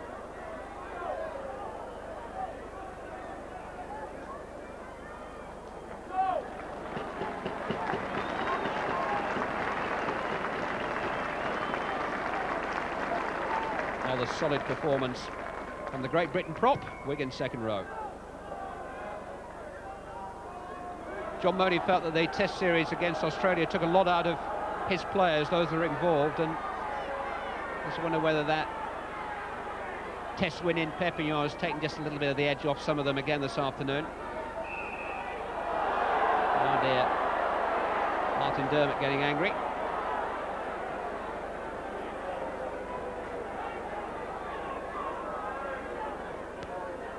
Had a super game at Widnes a fortnight ago, Dermott. The whole Wigan game plan was to try and shut down Phil McKenzie around the play the balls. Although that effort wasn't solely conducted by Dermott. He won his personal duel with McKenzie on the day, and that's quite a feather in your cap.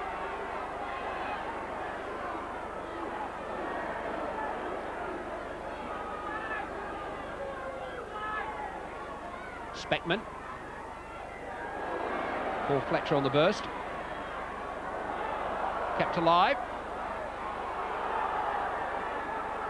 Wigan have got some defending to do. That's the view that the Wigan defence have. Speckman again. Good ball, Schultz. Chance wide out maybe for Vannet. Good tackle by Iro and by Myers. Bold run again, this time from Sean Ho, getting very close. Little kick through, Ho in pursuit, gathered though by Gregory.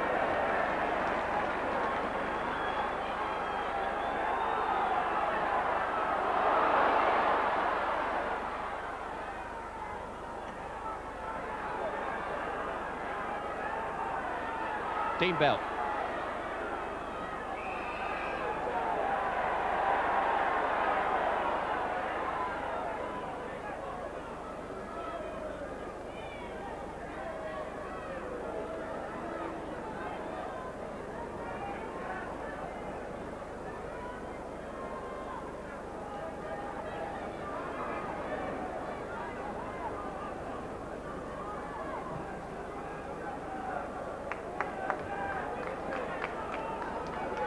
Approaching the last 5 minutes. Kelvin Skerritt still running as strong as he was in the first 5. 30 points to 4, Wigan lead. Martin Dermott. Dennis Betts. Hilary Hanley. Bell just trying to help it on its way. Here's Frano Botica.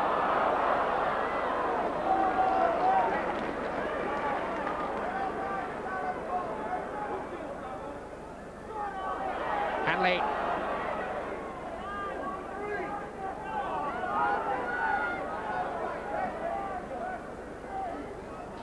Gregory. Edwards through the gap. Little kick meant for Myers. He's not going to be far away. Quite get there ahead of Mike Fletcher.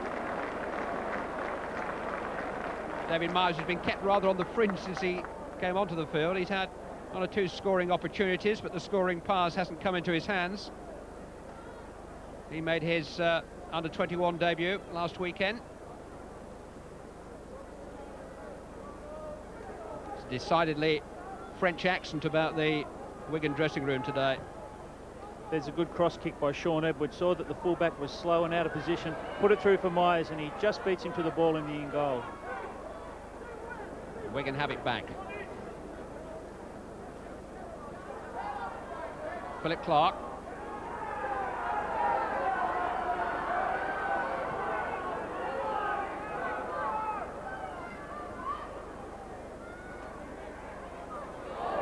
Lucas got that off to Skerritt somehow. If they can hold the ball for 6 here, I think that they'll get another score here because Rovers are looking very vulnerable out in the right. And that's where it's going. Edwards. Iro. Myers. That was the only ball that he wanted. And that's what he'll come up with for you. David Myers repays the faith that was shown in him at last by his centre. Scores Wigan's 5th try of the afternoon. And Prophet Tunks will now tell you all about it. When they play the ball, it's simply a matter of numbers here. Rovers' defence did not spread to the left-hand side of the post as they should have. Wigan had superior numbers, and all it was man draw man. Anthony Sullivan had to be drawn in on Kevin Iro, and David Myers showed very good strength here to get away from 2 defenders and put the ball down. Simply catch and pass here. Notice the Rovers line, they're not going up opposite their man, they're not racing up trying to put any pressure on. Iro sees that, simply draws Sullivan, and Myers has a 20-yard sprint to the line. He gets out of 1 tackle there, the fullback can't stop him, Sullivan gets back, but it's too late. It's his 8th of the season, and it's only his 2nd since the start of November. And Frano Botica, who's 7 for 7 at the moment, is faced by his most difficult kick of the afternoon. Round the corner, despite the torpedo setup. Bit of mix and match between rugby union and rugby league, his style. Watch him kick right through the ball. Ooh, didn't quite reach. It was the right direction. And the first disappointment from the boot of Frano Botica today.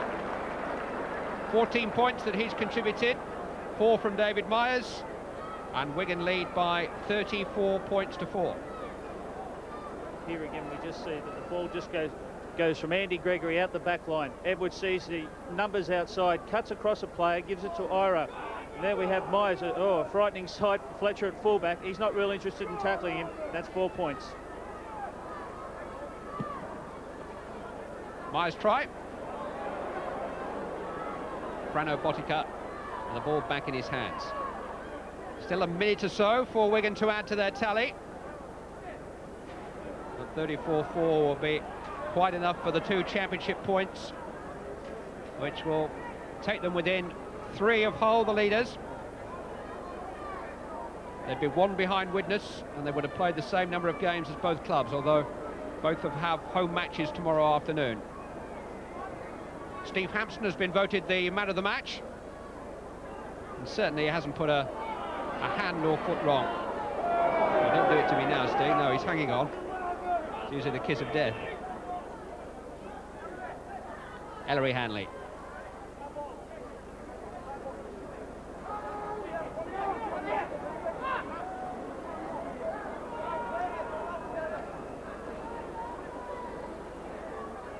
Gregory's kick. Anthony Sullivan. It's been a long, long afternoon for him.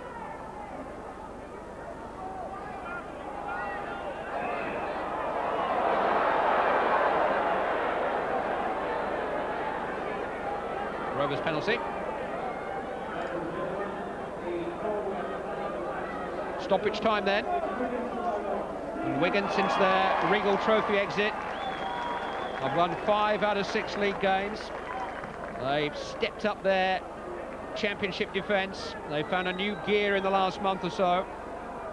They've rarely had to get out of 2nd or 3rd in truth this afternoon to beat Hull Kingston Rovers, injury plagued as they've been. Hooter brings to an end an afternoon of torment for the visitors. Wigan with 5 tries, 3 in the first half, 2 in the first 10 minutes from Joe Lydon, added 2 on the stroke of half-time by Ellery Hanley, and then 2 in the second half, 1 from Kevin Iro, and then a deserved 1 for David Myers in the closing stages. Roger Millward has a look round Central Park for the last time as the Hull Kingston Rovers coach. At least he'll hope to avoid a Challenge Cup draw here. He's still got an awful lot to give the game, and Wigan have still got an awful lot to offer in this championship season. The Challenge Cup's still there, the Premiership's still there. They haven't got a trophy on the sideboard as yet, but it won't be long. 5 tries, 2 for Lydon, 1 for Hanley, 1 for Iro, 1 for Myers. Botica, 7 out of 8.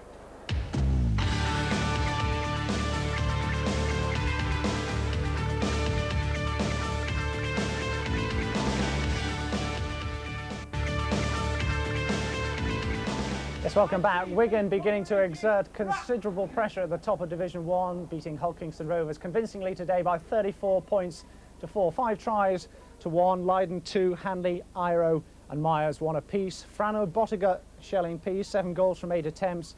Paul Lyman replying for Hull KR. Tonight, Wigan stay 4th in the table, closing the gap on leaders Hull, having played the same number of games. 2 Wigan tries in that second half. We can take another look now with Peter Tunks.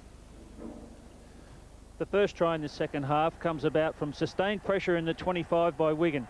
Andy Gregory trying to find a hole, can't do anything. He gives it to Phil Clark, who pops a very good pass out for him. He throws it out wide to Kevin Iro. Kevin Iro can't see a way through, says, I'll try and put a little grubber in and see what happens. Fortune's on his side. It goes straight through Des Harrison's legs, and it's the simplest of tries underneath the sticks. The second try, it was just a matter of catch and pass here. They had the numbers on Rovers. Rovers were very tired and leg weary at this stage, and they weren't coming up. Anthony Sullivan had to come in and was committed to Iro. He drew him, gave the ball to Myers with a straight run. Fletcher at full-back put this in the too hard basket and said, yes, maybe next time. Sullivan got back, but it was too late. Certainly Wigan have had tougher matches, but Phil Larder can now bring us up to date with the final match facts. Yes, today has emphasised more than anything else the importance of the basic skills, and Hanley, Hampson and Iro both made clear breaks, 5 clear breaks, more than any of the Hull KR team put together. Also tackling, not only have we got to have a high tackle count, but technique is so important, and the Wigan players tackled very well today, and also the importance of a play of the ball. Wigan played the ball very, very quickly and were able to catch the Hull KR defence before it was set, whilst Hull KR's play of the ball was very, very slow, allowing Wigan's defence to be well set and organised. Clive Tilsley's down in the dressing room area with the man of the match there, Steve Hampson. Steve, it was a wonderfully comfortable victory, but will your coach be satisfied with that? No, I very much doubt it. We didn't play to John's game, I don't think, so I think we're in for a bit of telling off Tuesday. I don't think I'll say much now, but Tuesday he'll have us out individually and tell us what we did wrong. He's a hard man. What didn't you do that you were supposed to do? Well, I think that'll be giving secrets away for next Saturday. I mean, we've got to concentrate on that game now. Today's game's over. A bit upset that they scored 1 try through a fault of my own, but all we've got to do now is just concentrate on next Saturday. From a personal point of view, you've got to hang on to your test jersey, haven't you? David Lyon's got an eye on it, St John Ellis has got an eye on it. Yeah, as long as you just keep an eye on it. I've been pretty disappointed with my performance over the last month. Very disappointed with my performance in France. I didn't look as I was actually interested. I was but I was very disgusted at my own performance. But today I think I can show what I can do, and hopefully I might just pull it off next week as well. At least you've got somewhere to drown your sorrows now. I gather you're a publican. That's right, yeah. Hello to all the lads at the Bellevue. Yeah, me and Nick Detroit have gone into partnership at the Bellevue Woodhouse Lane, Wigan, and we're enjoying it. He's given me a few early nights lately just to get my performance back to its game. Well, mine's a lager, Steve. Thanks for joining us. Pleasure. Man of the match and a free advert too. Let's move on. Tomorrow you've got to fancy leaders Hull at home to Rochdale after Widnes ran in 60 points against them in the week. Any other would-be contenders had better announce themselves roundabout now. The biggest banker in British sport this weekend is title leaders Hull to beat bottom of the table Rochdale Hornets at the Boulevard tomorrow. It's 14 months since anyone won a championship match at Hull, but the biggest banker of last week was Hull to beat Sheffield in the Cup. Widnes entertained Wakefield Trinity without a win in 7 games now. Just a couple of months ago, they were beating the likes of Wigan and Hull. Widnes will be wary of an overdue return to form, but were back in the winners' enclosure themselves in midweek and should stay there tomorrow.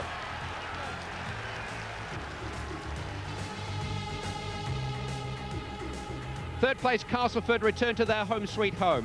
8 championship wins in succession at Weldon Road. Graham Steadman adding to his points collection weekly. But have Cass got the nerve to be genuine contenders? Leeds will find out tomorrow evening. Warrington are just not the team they were. They're much, much better. Nobody knows better than Bradford Northern, their Regal Trophy final victims. 8 games without defeat. David Lyon in roaring form. Warrington wired for further success tomorrow. They could end the weekend in the top 8.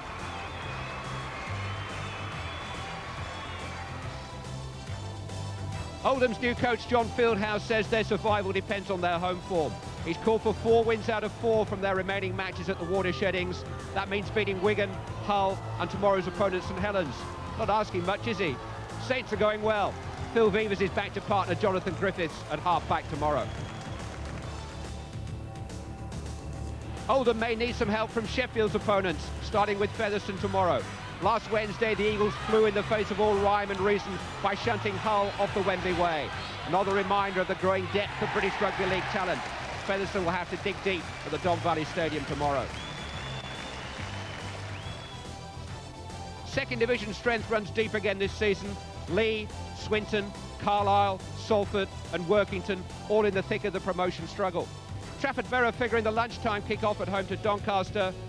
3 o'clock starts for Alex Murphy's Leigh, back to winning ways just recently, at Chorley tomorrow.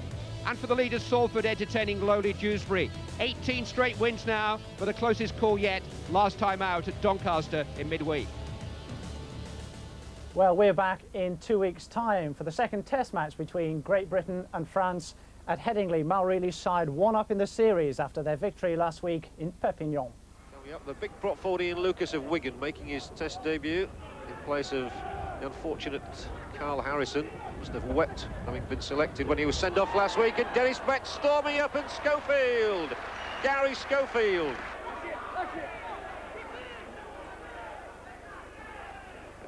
Edwards and Schofield. Good timing of the pass, superb, and Dennis Betts and again making the break. They look to the left into Martin Afire. He skates away down the touchline, and good night, he says. And Martin Afire gives Britain another valuable score. Jackson from dummy half-back, a good break, and Edwards, he goes scampering over the tries by Sean Edwards. And that was 6 tackles they've gone through. You have a feeling sometimes when the French do pass the ball, they don't quite know where it's going, but such as they're backing up, they've always had somebody on the end of it. And Ellery Hanley leads the retaliation. The ball is for Schofield, and he pops up in the right place at the right time, yet again for his country. Yes, Great Britain playing with a certain joie de vivre. That's the phrase, isn't it? Well, I think that with the result from the first test, when they play them again in a couple of weeks over here, I can't see anything but a landslide for the Great Britain team. Yeah, Great Britain look favourites. We'll be there. Why don't you join us? Headingley, the second test match. Great Britain against France. Till then, bye-bye.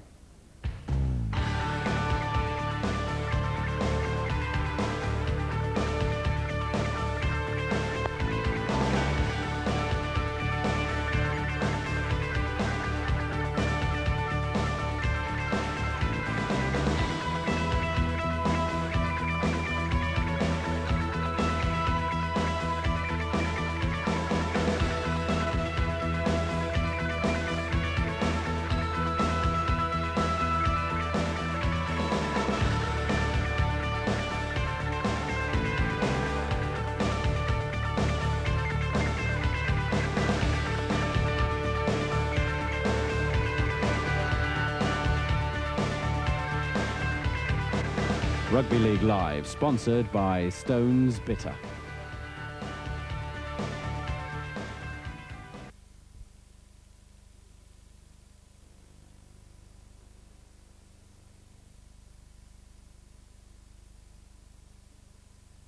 And again, the chasers. And pear trees. Dig the vegetable patch if the ground is soft enough. Sow a few spring onions in a pot indoors. Dry off your Christmas hyacinths, ready for planting out again in the autumn. Sow geraniums, but in a warm place. Rub the shoots off stored potatoes to give them a longer shelf life. Prune summer and autumn flowering clematis. Cut down the butterfly bush buddleia to within a foot of the ground. Bring a clump of crocuses indoors for early flowering. And keep off frozen lawns, but you can mow them if it is mild. Well, I've got my work cut out for this month. And have you noticed how all the cracks and shabbiness shows up in the house at this time of the year? How do you smarten it up without spending a lot of money? Easy. You just call in Doug Smiley, our DIY expert.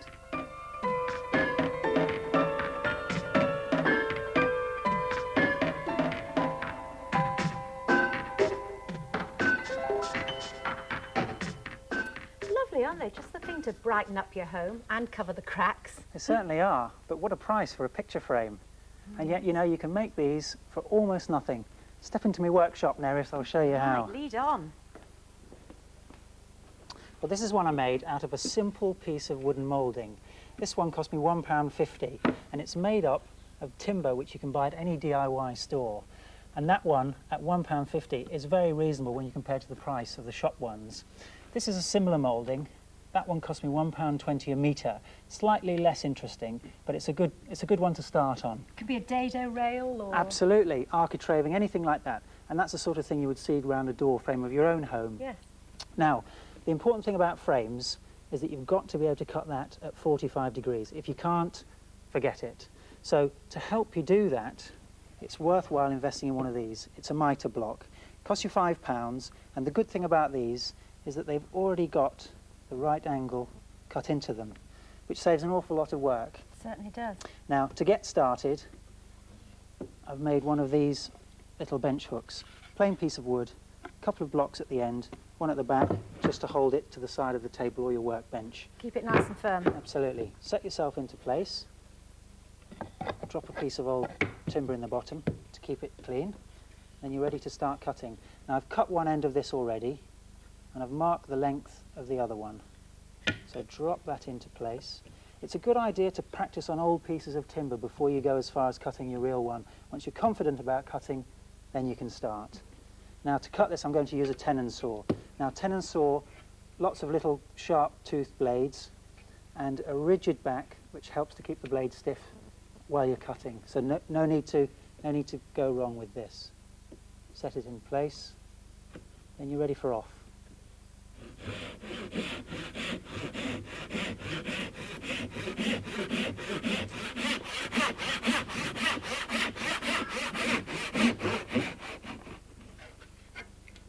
There you are. Takes a bit of time, but it's worth doing it carefully. Right, let's see if it fits. Yes. Now, I've cut 3 sides already, so dust that off. Let's see what we've got here.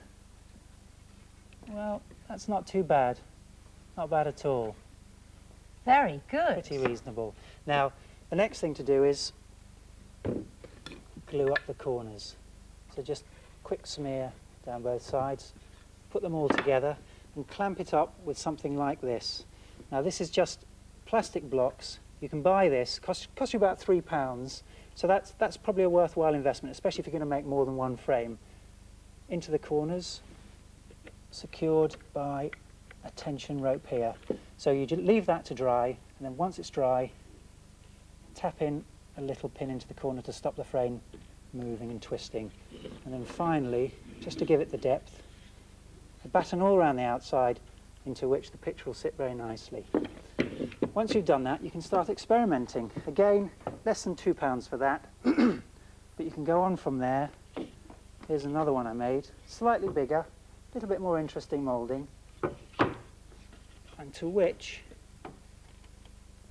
you could add a second moulding, a bit more expensive, yes. probably only Excellent. about £2.50 for that one, but you can add one moulding to another. Oh, it gets bigger and Don't bigger. even stop there. Yes. And really create something Oh, interesting. very substantial. Something like that, and that's the sort of effect you can achieve. That is excellent. It's so substantial. Well, that would probably cost you around about £80 in a shop, and our price £6.50. £6.50 for the timber, which is very reasonable. And if you add it to something like a simple mirror at home, That is beautiful. Now, Doug, supposing you want to colour this, if it wants to go with a colour scheme in your room. well, you can match it to anything with a little bit of extra effort. You can really achieve wonders with that. And I know someone who can help you out. Charmian Watkins. Hello, Neris. Hello. This looks beautiful, Charmian. How did you do that? Very easy, actually. Now, I started with one of Douglas's frames, and it's just a simple pine frame, as you can see. Now, every now and then, you get a bit of knotting in pine, so the first thing you must do is to fill those knots with a filler. When it's dry, sand it so that it comes out nice and flat, and then sand all the way around the frame, being careful to do around the edges and over in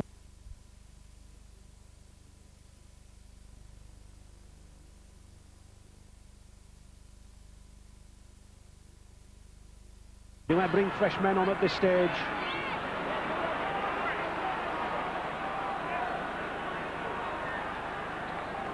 Bet. Schofield, now then, can he get the bounce? Oh, he's got Gareth Powell with him. Out to Eastwood. Is Paul Eastwood in the corner? He is! Oh, a try from absolutely nothing. Gary Schofield put the chip kick in. Up popped Gareth Powell, and Paul Eastwood was in at the corner. They spread that ball wide. The spectators here are going wild, and a commentator, I think, as well. But John, that was a superb effort, wasn't it? It was fantastic. We saw it. I mean, the kid's really killed him on the wing. He's going to be under a lot of pressure here with the goal kick, but no doubt about it. Just watch Schofield here. The little chip kick. He's famed for it. Now then, he gets the bounce. He looks either side. Darrell Powell from Sheffield Eagles races alongside. And just off how he moves. That's superb play. Eastwood, this needs strength. This needs pace. He's in. no sweeper in the Australian side where we saw England drop their sweeper back. Schofield's done exactly the right thing. Drawn the fullback, put Powell in the clear. Now Powell had to make a decision here. Short ball or a long ball to the winger. Correct decision. The kid does great here. He gets down low, he goes in hard, and it's a great try for Great Britain. Fantastic play. And I think one thing that we should see here is Andrew Etchinghausen coming across here. This is what causes Darrell Powell to step out wide. Here's Etchinghausen coming in. The pass perfectly timed. And Paul Eastwood, you know, he's up against a strong man in Hancock. He's got to go in for that try. Well, he is, but you've got to give the Australian defence a little bit of credit there. Both wingers were involved, and you know, a great try from Paul Eastwood. And can Paul Eastwood earn further glory by putting this ball over from the touchline? 17 points to 12, of course, just a 5-point difference. A try and a goal, and Australia could still win the Test match. He might never kick a more important goal in his life. In his life, this will be the kid's biggest kick of his whole career. Right so, here it is. This youngster from Humberside. From the touchline. He strikes it, but no, it's not got the room. It's not there. So still that tantalising 5 points difference. 17 points to 12.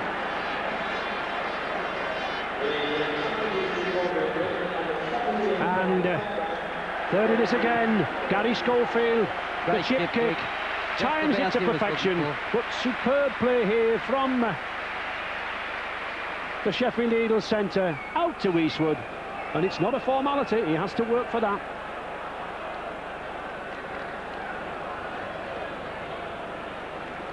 And Great Britain slipped on substitute Carl Fairbank for Carl Harrison there. I think a good move. A fit man on at this time to take the pressure off. And Australia also slipped on Des Hasler and Glenn Lazarus. Significantly two forwards for Cartwright and Ricky Stewart.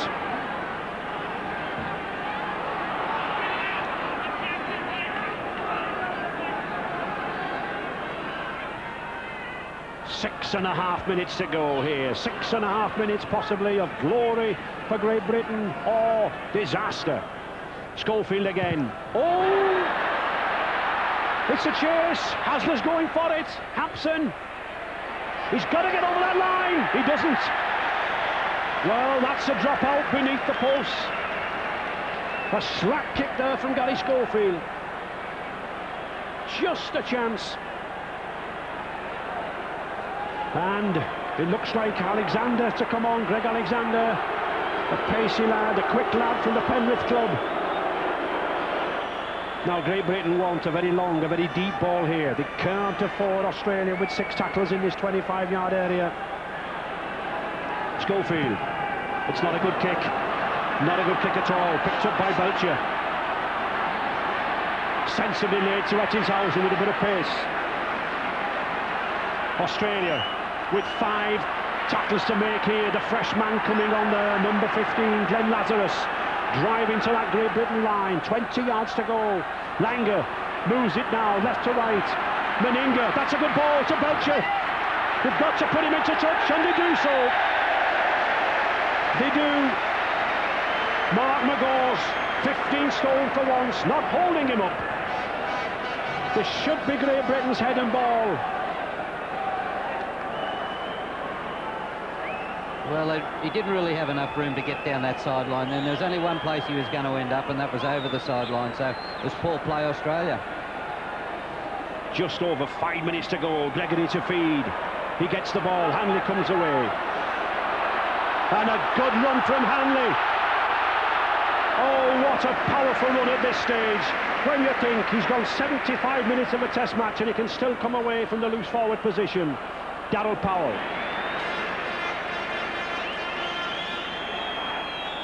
Schofield, Carl Furbank, first touch of the ball, this Bradford Northern forward. Had a good tour in New Zealand. People around the ground whistling away, but there's still plenty of time to go. Eastwood again. Powerful, strong, oh, he still keeps going. He's driving down the middle. What a run this young lad's had. What a test match here at Wembley. Gregory. Pass. This is Great Britain at their best. Ellery Hanley, he puts the kick in. Oh, is he obstructed? Yes, he is. It's going to be a penalty. It's a penalty. Now then, what will Great Britain do? Will they play this ball, or will they go for goal, John? It's a bit far out for goal, isn't it? But 2 points could seal it. Well, it's another great break from Ellery, but you know, it was late in the tackle count, and Australia expected a kick earlier. Ellery's kicked the ball. He was taken out after he kicked the ball, so it's a fair penalty. They've just got a very big decision to make here, and probably the correct decision is to take the 2 points. Go for the 2 points. Well, we can see Australia's Ettingshausen here. He kicks the ball out in despair. 3 minutes left. And correctly, I think, going for goal. I think the point as well, John, is that it will take 60 seconds to take the goal, won't it? Yeah, there's a time factor involved now, and you know, like you say, there's 60 seconds tick away, a couple of minutes to play in the game, and Great Britain will get the ball back from the restart. Yes. And it was significant, Mr. Savile all indicating and pointing to his watch. You think he said to Paul Eastwood, don't take too long over this? Well, I'm sure he did, but I think the most important thing about this kick is that the ball was kicked hard. It's either got to go dead, or the Great Britain chase has got to be that good that they pin Australia in the end goal. They can't give Australia a chance to get out of the end goal if they expect to win the game. It's got to be a great kick, and it's got to be a great chase. And surely, if Paul Eastwood were to kick this ball with 2 minutes left in this first test match, I could not see anything stopping Great Britain. They were the underdogs. All the betting, all the big money was on Australia. They've roared through Great Britain in their previous matches. And who knows, could they come unstuck here? Paul Eastwood. A vital kick in his career. Oh, it's a good one. It's a magnificent effort from Paul Eastwood. Off the touchline, and surely that kick with 2 minutes to go, and the score at 19 points to 12.